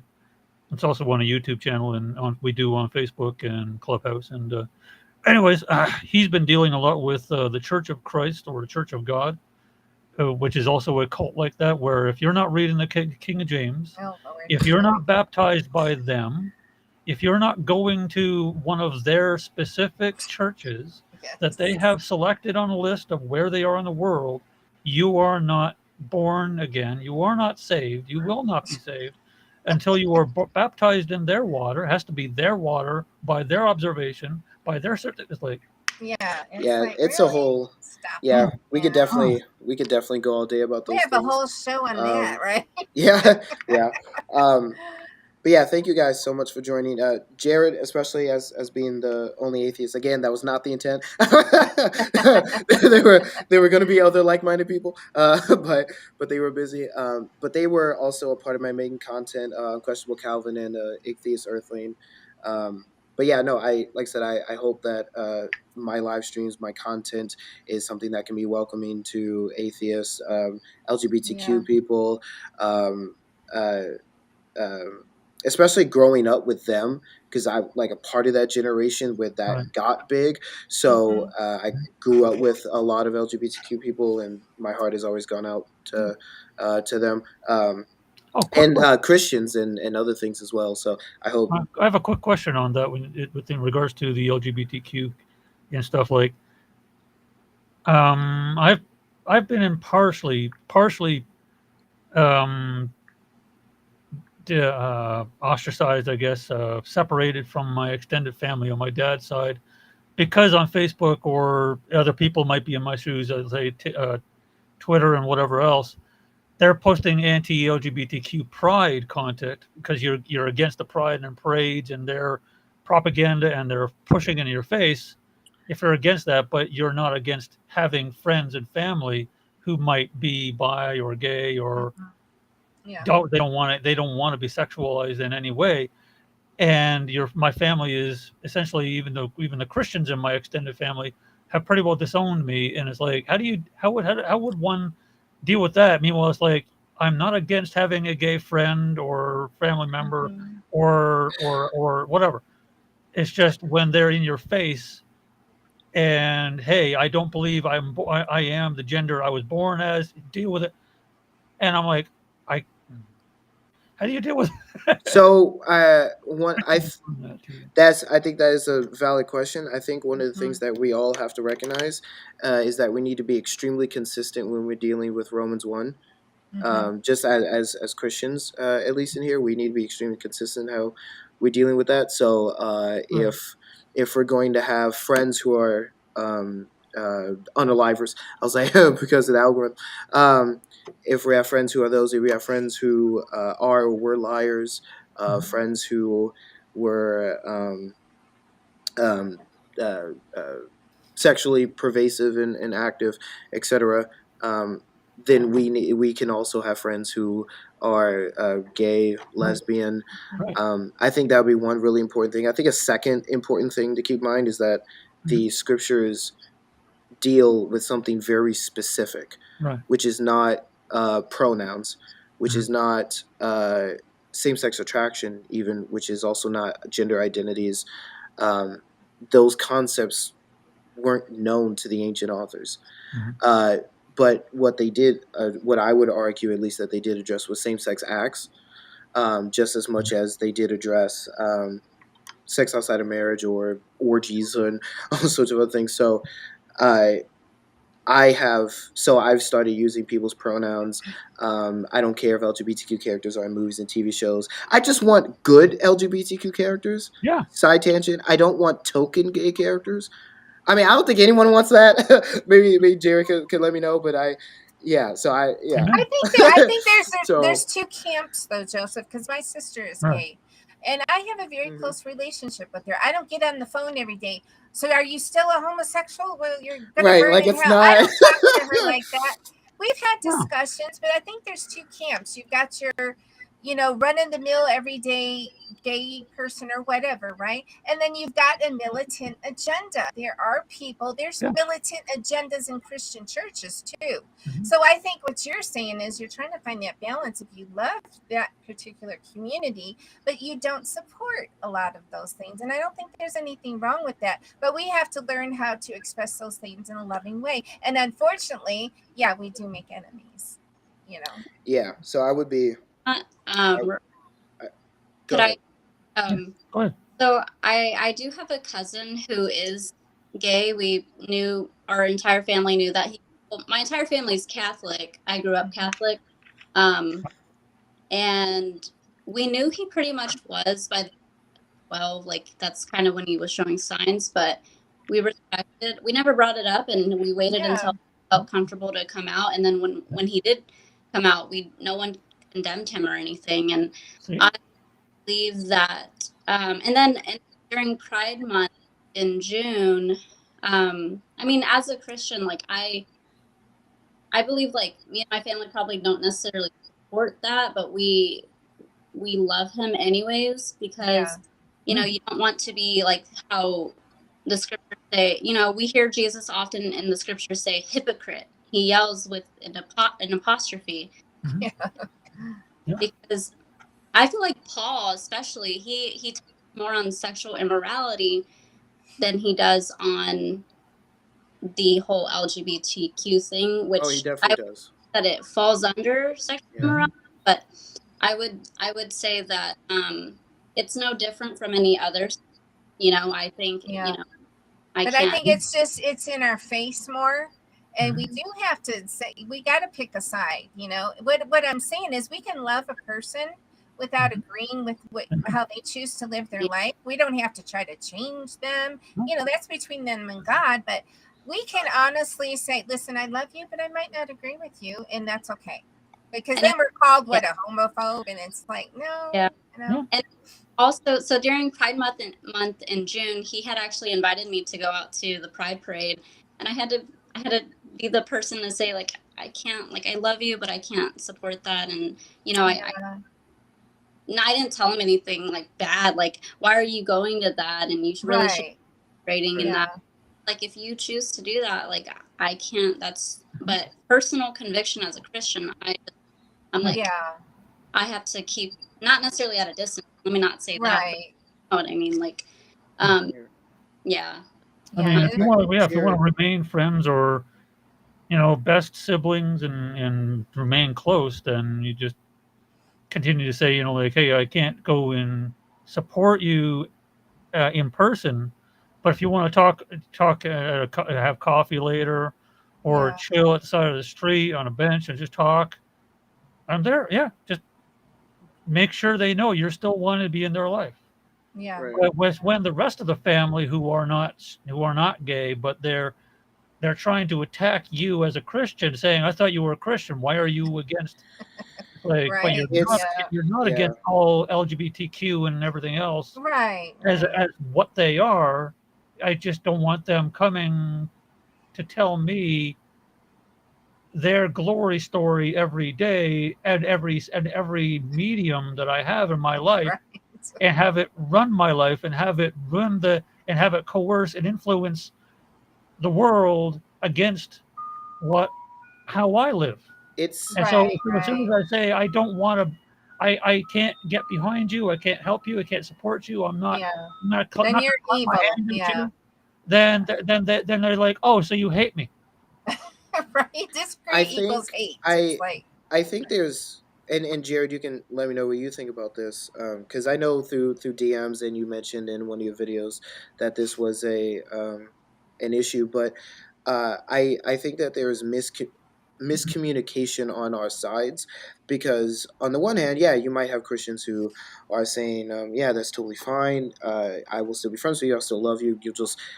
I'll just be a good. I'll be a person to you, like normal, like I'm with everyone else.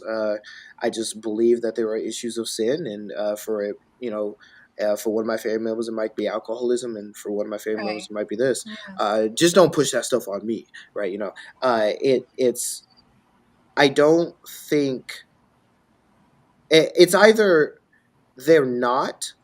It's just that the minority community of the US needs to shout in order to get their voice heard, which I think is something that all kinds of minority communities could get behind. I'm pretty sure there were plenty of not to make this a racial thing again. I don't care, but I'm sure there were plenty of like white people in the 50s and 60s saying, "Oh my goodness, they're putting all these black people in these shows. Yeah. Why can't they just like exist somewhere else?" And so and no, yeah, right. So I don't know. I as don't know how I would live without black entertainment in my life. right, right, yeah, My same here. three I love Same it. grandsons here. are mixed. I'm raising three Yeah. mixed grandsons. Right. So Right. And so that's us now. And what I'm hoping though is that that will kind of understand that the LGBTQ community is a minority community that needs to advocate for itself consistently, because a lot of people do not like them and do not want them to advocate at all. People thinking that Pride Month is Demon Month, which is so ridiculously dumb, and that and Never heard that one. yeah, it was a whole Christian rap song I that don't came like out. Pride Month. I'm sorry. It's a I just whole don't. No, me I neither. don't uh, support I it. the difference between like right. affirmation, like I will accept that you are gay and or LGBTQ or part of that community. Like if you are, that's fine. I accept that. But Mhm. but they go a step further and they want you to also affirm it, and then Well, that's yeah, Yes, that's the issue. That's the yeah. issue. So I'm not necessarily arguing for that, but I want us to be. Um, it's an issue where, like, again, they are the minority and they do need a voice, and no one's going to give that to them but them. So as much as we might feel it's being pushed on us, uh, it's you might either say it's out of reaction towards the things that they have experienced, or they could just say that this is the result of them um, getting their voice and being able to have equality in government marriage and in movies and TV shows and in various things like that. And don't I don't actually have an issue with that, because, like I said, my view is extremely limited because the text of Scripture is extremely limited. So uh, the text doesn't say anything about marriage in relation to LGBTQ people. It doesn't say anything about pronouns and various other things, because, again, these concepts didn't exist. So it shouldn't be as big of a deal, at least in some Christian circles, as it is. But I think, like, people like who said that the dumb Christian rapper who said that you're not gay, it's the demon that's inside you, which is not scriptural at all, and really dumb and just homophobic. Or the Westboro Baptist Church, especially, No. they it's Wow. people like that have made it very difficult for this community, just like racist white people would have made it very difficult for Black people at a certain point in time. So I think that's where the miscommunication comes in, is what I'm trying to get at, is that it's not it's is in your face, but they also need to advocate for themselves, because no one else will, and a lot of people do not like them. And so and they grew up a lot of times in families that did not like them. Well, what I don't So like, Izzy, is I do believe the scriptures are clear that homosexuality is sin. The Bible does say that. And do I think that's the worst sin? No, personally, I think murder is the worst sin. That's my opinion, you know. Yeah. So I don't look at them as they are the worst sinners that walk this planet. No, I don't think that. But what I personally don't like is we don't get the same respect back from the gay community, which is they are not tolerant of us. They do not want to hear that we don't agree with them. And so it's almost like some of them are bullies. And I don't like that. I don't like Christian bullies. I just don't like bullies, you know. But I think we need to, if you're gonna say that there's miscommunication on their part as well. And they need to learn how to speak to us respectfully too, because I don't mind having a conversation with the gay people. I've been friends with gay people. I've never disrespected them. So I think it's more like, are both sides going to be tolerant, or is this a one-sided thing? And if you're not, you're called a homophobe. I don't think that's fair. Well, yeah, I do think, yeah, do you mind if I say something as a member of the LGBTQ? No, I was gonna Yeah. toss it to you, Jared. Yeah. Go ahead. So the thing is, we've been persecuted for media based on this book that you Leviticus, or no, Yeah. no, Leviticus 20:13. It is. Yeah, it is. The blood is on their Yeah. hands. We've been death for thousands of years. Say like, oh, love the sinner, hate the sin. Well, I hate y'all's beliefs. It's just, it's nonsense to me. It doesn't have the same, I don't have the same baggage that y'all have. Y'all are using a 2,000 to 3,000 year old book to justify, and maybe not your hatred. You don't have hatred for gay people, but you have some sort of aversion to supporting them when you should just completely support them. Like, what do you mean? How should we support them? By living, there is literally nothing wrong with you. There is nothing wrong with your existence. There is no sin about you. Your existence is fine in every single way. I can't say that. Because you have a book that is 2,000 years old. No, I have a God who lives in me. And yes, we do have a book, but I can't, in all honesty, not share the gospel. And the gospel is every person is a sinner. But Christ paid that price. We don't have to. Yeah, we don't have to be in a world without God. Now, they can choose to deny that. That's fine. And you're right. We should support anyone, whether they agree with us or not. But there it comes to a limit to what I think as a Christian I'm going to support. That doesn't mean I'm going to be ugly to that person or tell them, oh, you're just the worst person in the world. I would never say that.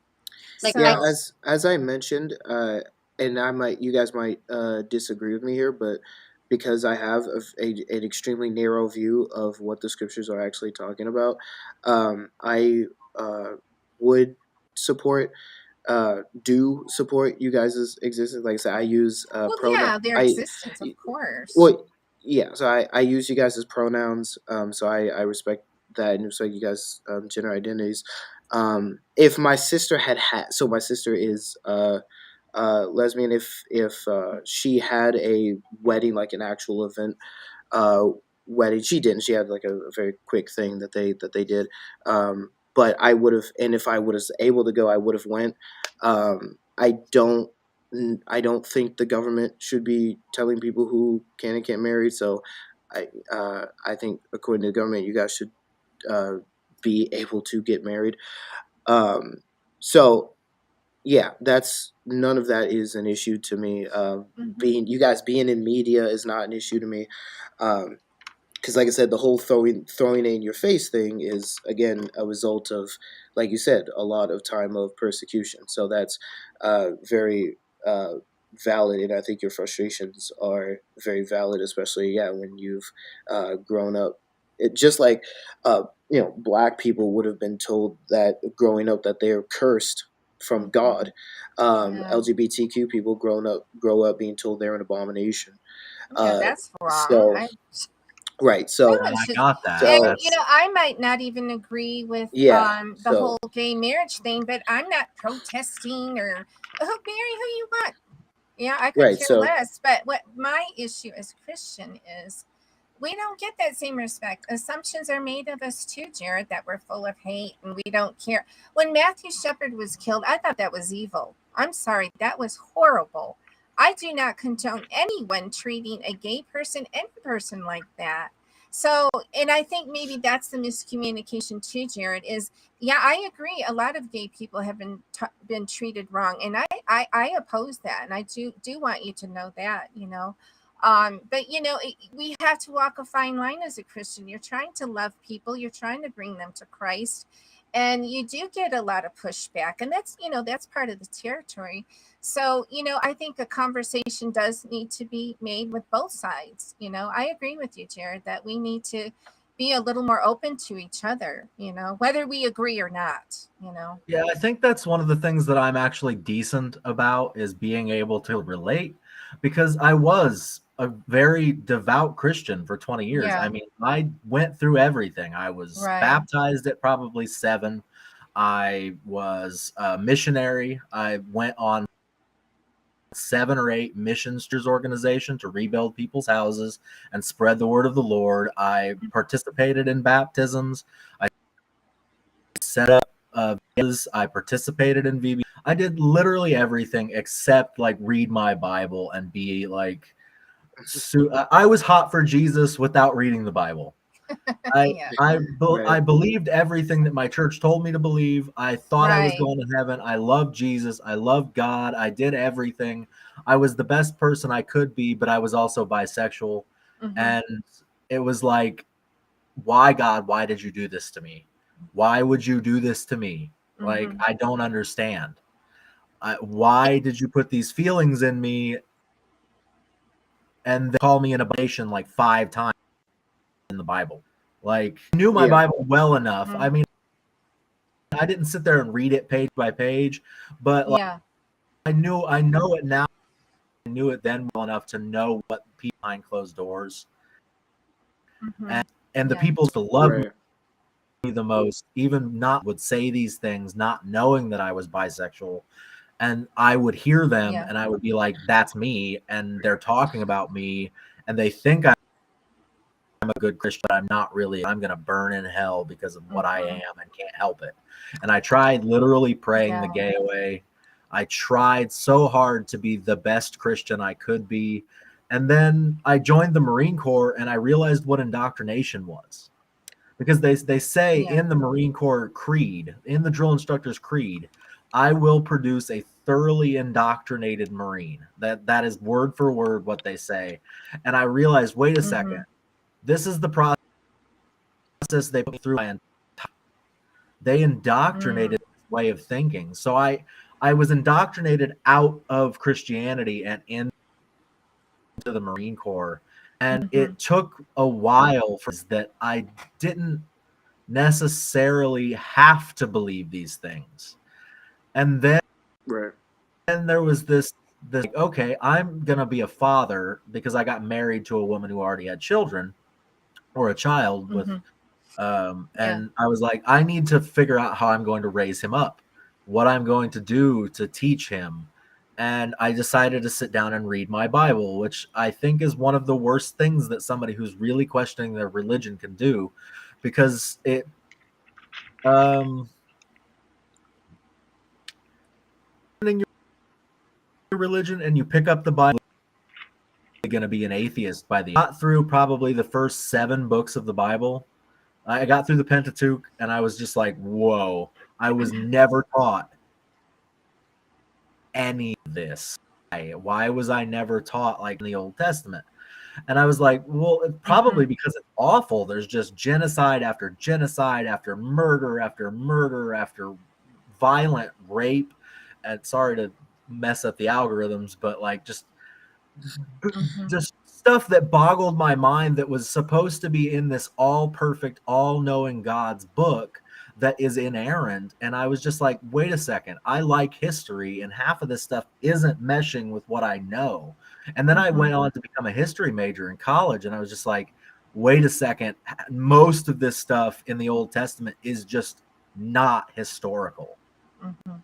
just purely a historical narrative written by people with an agenda, not written directly from the word from the mouth of God to a page. I was like, wait a second, these book. What do we know about these people? Mhm. And then I started researching biblical history, and I was like, wait a second, we don't know Mhm. anything about the people who wrote these books. We don't. Moses didn't write the Pentateuch. Well, wait a second, what? And I was like, um, everything that I was taught was a lie. And so I sat down, I read the book, did the history lessons, did all these. Like I took a Yale course on the introduction to the Old Testament, did all this research, and finally I was like, okay, I'm not a Christian anymore, but I still believe in a higher power. Mhm. I still believe in a higher power. And then I started researching. I'm doing a TikTok series on the arguments for the existence of God. And I started researching the arguments for the existence of God and looking for evidence of the existence. And I didn't find anything convincing. I was like, okay, the Mhm. cosmological argument, bunk. Sorry, I don't buy it. The Mhm. ontological argument, word games, I don't buy it. The moral argument, relativism, I see it all around me. I don't understand moral objective morals. I don't see it. Buy it. Yeah. Evidence from miracles. I've never seen a miracle. I believe David Hume. I like empirical evidence, and if someone tells me that they've seen a dead man raised from the raised from the dead, either they're telling the truth or they're lying. And which is more likely based on the empirical evidence we have about nature and it's more likely that they're lying. So I want to believe as many true things and as few false things as possible, but I just do that anymore. Yeah. I can't bring myself to believe that I think are false, and I wanted it so. So I don't know where I was going with And that rant, but Well, I just want to. I definitely want to sympathize with all that and say, yeah, it would be absolutely absurd to put myself in your shoes if I can for a moment. It would be absolutely absurd to learn that all of these things, we have sort of a contradictions in the Bible and historically inaccurate accounts of things, and the way that I've been taught that the scriptures are inspired are not true, and right, various other things, and all of these things begin unraveling, and then you come to realization that there are groups of people who think this book is perfect, and then they want laws to be based off of this book that is, right, like you said, thousands of years old, and is harmful to entire minority groups and other communities. And so I get you would anyone would be rightly extremely frustrated by that, much less using such a text that was, like you said, ahistorical, not actually inspired or penned by God, to then justify any adversion to the LGBTQ community at all. So I definitely sympathize with that. I would, granted, of course, I would disagree, but even I probably would have disagreed with you as a Southern Baptist about your view of inspiration and things like that, even now. So, but I definitely understand your frustration. I do want to sympathize with that. That makes total sense, and I am glad that you were able to voice that here. I do want to just say too, I want you to know that you are heard. I mean, at least to me, like I listened to you. I hear you, and I'm sorry you didn't answer you were wanting, and that there seems to be some church hurt, things like that, and there was definitely church hurt. I can't deny that there was an emotion for me that led to my deconstruction, and eventual deconversion was more of a logical, like less emotional, more logic, see the evidence. I think initially I see that like it could have started out as emotional, which led to the majority of it being logical, and like you were looking into it and find, the history behind it, and then you came to the obviously, like Isaiah said, I would have to disagree. I believe there is tons of evidence for the Bible historically, scientifically, archaeologically. There's documents, there's testimonies, eyewitness testimonies. We have more like manuscripts, and just I'm not going to go on and on, but I'm just saying like we've come to different conclusions, and that's okay. And like I said, I view you as a person, and I don't view you differently. Right. Thank you. She's breaking up on my end, but mine too. Yeah, so I definitely. Yeah. No, we don't. At least I don't view you any differently, and Priscilla doesn't view you any differently. No, I mean we can disagree without being ugly towards each other. You know what I mean? Why does that happen?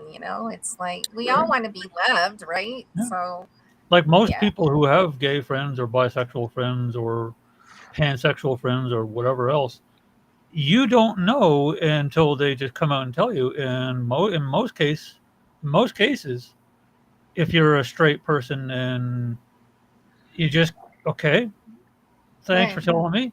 So we're still cool for tomorrow, right? That's the way things usually. Yeah, can we go grab beer later, man? Like I gotta.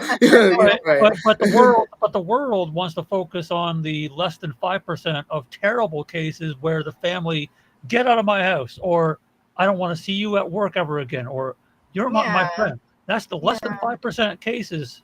The rest of the world is like, okay, cool. So we still playing our basketball at the corner tomorrow.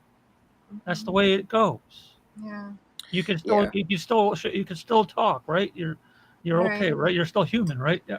Okay. Mhm. Right. Yeah. Yeah, there was like I did there was a music artist who did I a do have to go. I'm so oh, sorry, go ahead. That's everyone. okay, Raven. But No, we've thank been here for a you. while. That's totally Thank Yeah. you, fine. Actually, everyone. It was so wonderful to meet everyone. Yeah. I really appreciate all your Yes. input, everything that's on everyone's hearts. I just pray that everyone has a blessed night. Okay. Yes, thank you, Raven, for Right. being here. I All really right. appreciate Thank you, that. Izzy. God Yep, bless no you. problem. right. Bye. You too. Right. But when I had done the I did like I've done two responses to the whole Demon Month Christian rap video. It's Christian. It's so bad. Anyway, there was a music artist though who did make a response to that TikTok video that he had put out using that song, and um, he was obviously much bigger, had a much bigger platform than me, and that artist like took that TikTok and I think put it on his Instagram and just basically let everyone absolutely disrespect and lampoon the music artist for um, basically holding to the Christian virtue of love, and condemning that video, rightly so, for its No. ridiculousness. Mm. But yeah, it's and I don't know, like genuinely, I don't know what motivates people to do those sorts of things, to make the music video he made, which, like I said, was unbiblical, as among other things. But Yeah, yeah, like I really don't. you know, I genuinely don't. Like when my sister came out to us, I mean I was a kid, granted, but um, I really didn't look at her or treat her any differently. Um, and yeah, I especially because of my sister. Like I cannot. Maybe you and I would disagree on what homophobia would entail exactly, but I cannot stand people who are homophobic and things like that, like Westfield Baptist Church, and even like not so extreme people, just Right. because it's like you would say that to my sister, like how dare you? You know what I Yeah. mean? So I that's something I can't understand. yeah, I would say add to that and say the whole like these people have demons in them, or the mental illness. It's very real, and I wouldn't say that those people have demons. I think the way some go about it is so wrong and it's awful. Like the ones that stand outside with signs that say like, you're like the whole like the scriptures even say in the Bible. I would always tell people read the New Testament first before you ever go to the Old Testament, because then you see how God was this vicious, wrathful, you know, uh, God because of sin, and then he came down as man. God came down as man to fulfill, you know, um, what man couldn't, and died for our sins. And in the New Testament specifically says, "I came not to condemn you, but to what does it give peace to the world," or something like that. Like, um, so the New Testament we should be living by this concept of Nope.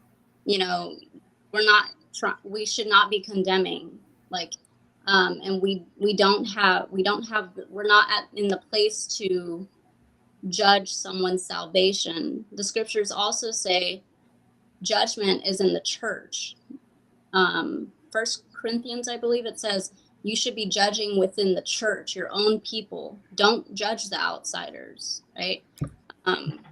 And so I get after people like that all the time, because this whole brimstone, what is it, like going to hell and Fire and brimstone. yeah, like these signs in the blowhorn that Right. that's not gonna work. Like I'm worried about anyone who is like happy that people are going to hell. Like if that's how you sound, I am very concerned about your health and well being, as well as your theology.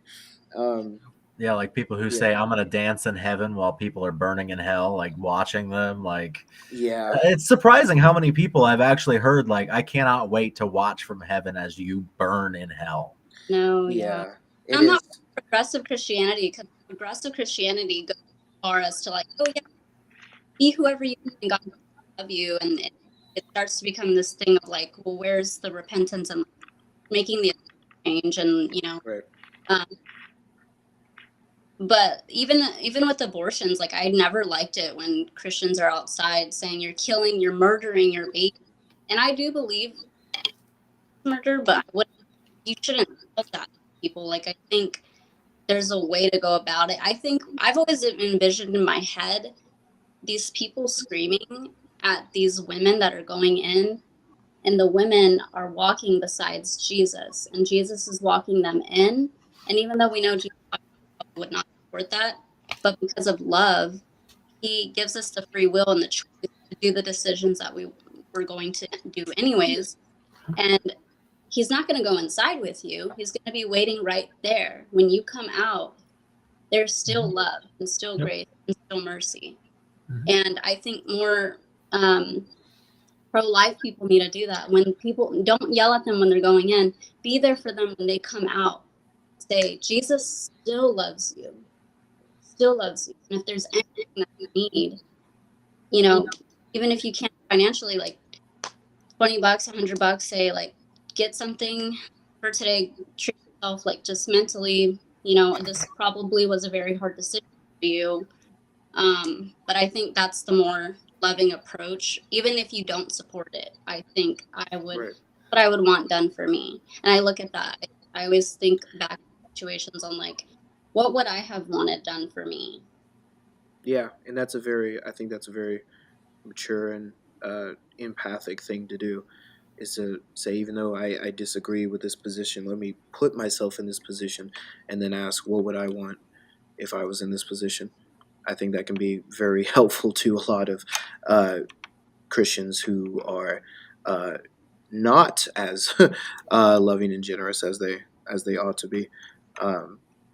I'm curious, Jared. Would you agree though with what I had mentioned earlier, that this kind of stuff, that there are people who are upset that like LGBTQ related issues are just thrown in their face, but it is somewhat of a like necessary reaction out of them advocating for themselves and the persecution that they have experienced, which is Yeah, I would say it is a necessary response.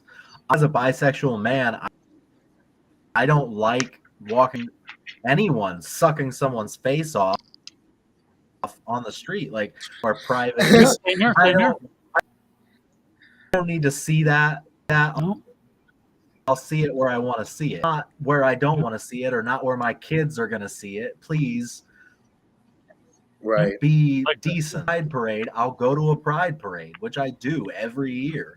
It's just I don't need it shoved down even my throat, but it is necessary to be able to have public displays of affection that are of the same sex, like holding hands.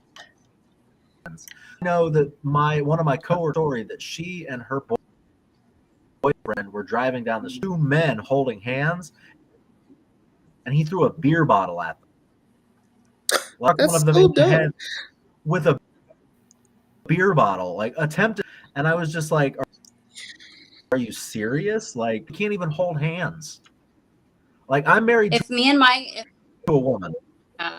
Like, if I was Christian boyfriend and he did that, I would immediately break up. Like, immediately. Yeah, that's like, I'm not gonna tolerate that. Yeah, but it's necessary to be able, but we need to express us in a way that is not seen as obscene or disgusting. Like, we don't need to be walking around naked in front of children at pride parades. We don't need to be doing these things that are obviously disgusting. Like, we need to express ourselves in a way that shows who we are, but not to the point where scarring people or children or Yeah, like, and so I would I would definitely agree. absolutely I would definitely agree with you. I even you guys might not know this, but there was and thank you for that update, by the way, since I am going in this and you did talk about this publicly, but wasn't there a teacher who was at a secular school, right? Who was trying to Yes. teach the kids about Jesus, right? So to his child in particular, and of course he wouldn't want that. So he kind of you know, used his voice, and didn't the teacher not get fired, but move? Question mark. The teacher actually Uh, retired. I don't think it had oh, anything my complaint, because I did complain to the ACL when they sent a decent and desist letter to the school, because it wasn't part. If it had been part of a world education's curriculum or world religion's education curriculum, with it, teach them about Kwanzaa, teach them about. But she only read one book, which was called The Tale of the Three Trees, and it was an explicitly Christian book. It was the first tree wanted to hold precious like treasure that was made into the manger. The second tree wanted to be a strong sailing ship. It would turn into the boat that Jesus calmed the storm. The third wanted to touch the heavens, and it was made into the cross. The book showed Jesus carrying to Calvary, fourth grade classroom. It's like, you're not like, Dad, the teacher told us a story that made me really uncomfortable. And I was just like, no, you're, and I wanted to, I would agree. was like, yeah. Yeah. Yeah, I supported you though in doing that, because kids are precious, and I think parents have a right, and especially if the kid's uncomfortable, right? Yeah, this should not be. And so I would say you and I then would probably agree and be consistent and say, we wouldn't want that push on our kids, and we also might not want LGBTQ relations pushed on Right. kids either. As much as we may agree or disagree with one of those. Yeah. Like my son's both of my son's godmother is a lesbian, and they love her to death. But as soon as things in front of my children, they're never going to see him again. That'll ever happen. Right. Yeah. Yeah. And I definitely respect and agree with that. Like, I'm a young Earth creationist, and I'm a very strong advocate for it. But I'm not strong enough to. I'm not going to be, just like many others before me have said, that even though I reject, billions of years and gradual Darwinian evolution, I'm not about to say, well, replace it with the Bible, replace it with young Earth creationist ideas. I'm not about to go and say, go teach my kid the cross, go teach my kid Noah's Ark. I'm not about to take my kid out because biology 101 starts talking about how theory says how we all came here to be. I'm not about to take my kid out of there for that either. Right. But just like an atheist, it would become very, very agitated if their secular public school started teaching creationism. I would be on the side of the atheist or whatever else, because that would mean that the atheists would need more of their view put in, or the Muslim or the Hindu or the Voodoo or Buddhists would all put it. Where's ours? Where's ours? Where's ours? It's like, then just shut up, leave it alone, let it go. I think as Christians too, like, it's expected we should know that the world is secular and that your child is going to be exposed to these things, and all the theories and science and 2,000 years old and just all that kind of stuff. But as a parent, if you decide you want your child to be raised in a Christian household, then that's your responsibility to sit down with them and explain, hey, the school's going to do this, but we believe this, and that's but it should not be the other way around, where everybody's forced the Christian way, and then I would also be against if this public schools were just one religion, that's getting taught. Right. Um, Yeah, no, I think me and many other Christians would agree that like Christian nationalism or any form of Christian theocracy is really goofy. So, so It's an yeah, I would understatement. definitely, yeah, It's like yeah, it's like many for the last 4 decades, or actually even more so, but especially in the last 4 decades, racism naturally has been debunked. Children as young as between the age of 1 to 6 do not grow up racist. They don't. They grow up thinking, "Hey, why is my skin not as light as theirs, or why are my eyes not like theirs?" And they don't grow up hating it. They're not disgusted by it. They're not afraid of it. They're inquisitive of it. They're curious about it. They want to be friends with that person, I even know though I was. all the more because they're different. But the parent steps in and says, "No, we don't associate with them," and that's when it sets in. And sexuality. Why are those two clearly mommies, or they're not mommies, but a child is going to say mommies, doing that with each other physically? The child is inquisitive. They don't know what's wrong. They naturally don't know what's wrong yet. Mhm. So it's not just theists. There's secular like atheists or non-theists or agnostics who are also anti sexual world, Right. and they step into as well, saying that's not right. You don't touch that way. You don't look at them that way. That's programmed. That is like absolutely programmed. After 4 or 5 years old, that kid is like, okay. Right.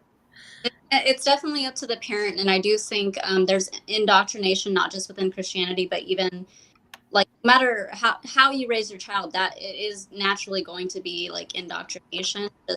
Your parenting style, you are indoctrinating your child. It's just a matter of what are you like indoctrinating them with.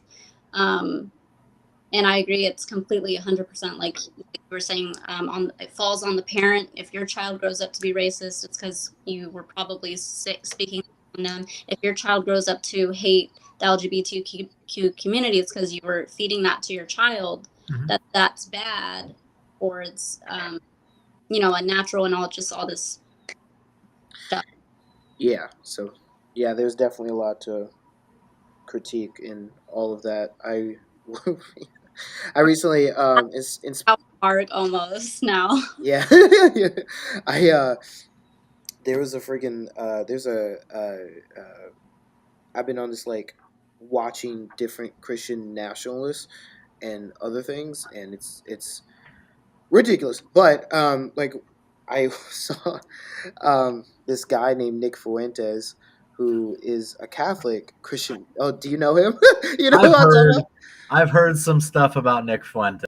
God, yeah, he very much wants to protect white culture and white race from the Jews. I don't know, something. He literally like wants to start a holy war against the Jews. It's a whole thing.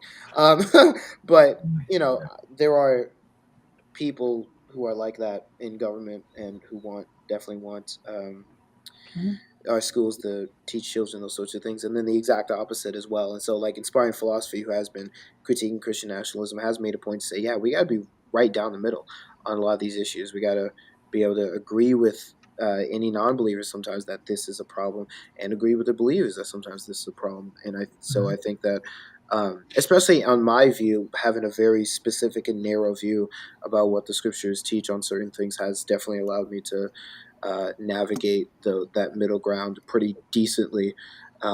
Obviously, you make both people upset on the extremes, but I don't know. I don't think anyone should like too many extremes on on many positions. So yeah, it is. So I have class in the morning. Yeah, yeah. Yeah, my fall classes are just starting tomorrow, and I have a 3-hour class tomorrow. So that's gonna be fun. Yeah, sounds like fun. But like I said, I thank you guys so much for being here. Get some coffee, Andy. Yeah. On a year anniversary. Yes, thank you so much. Like I said, Jared, thank you so much for being here. And and I really do mean this, man. I really hope that Jude was right. We're all image bearers, regardless of beliefs, regardless of medical issues, racial issues, political issues. So, and I really hope that you felt as if we treated you like we truly do believe that God is love and that you are an image bearer who is deserving of that love. Yeah, I definitely Yeah. never felt attacked. I never felt anything but kindness from y'all, and I really appreciate it. Yeah, definitely. To the rest of you guys, thank you. We definitely need to make more content in the future. uh, but especially atheist quotes. Now that I have the ability to do live streams and stuff, I would love to do a live stream with you, diving deeper into your views on various things. I think some of your critiques of some of the philosophical arguments are interesting, so we could definitely do something like that eventually. Yeah. But yeah, thank you guys again so much. If there's anything you guys want to say, that's cool. Otherwise, we will head out. Have a good night. All right.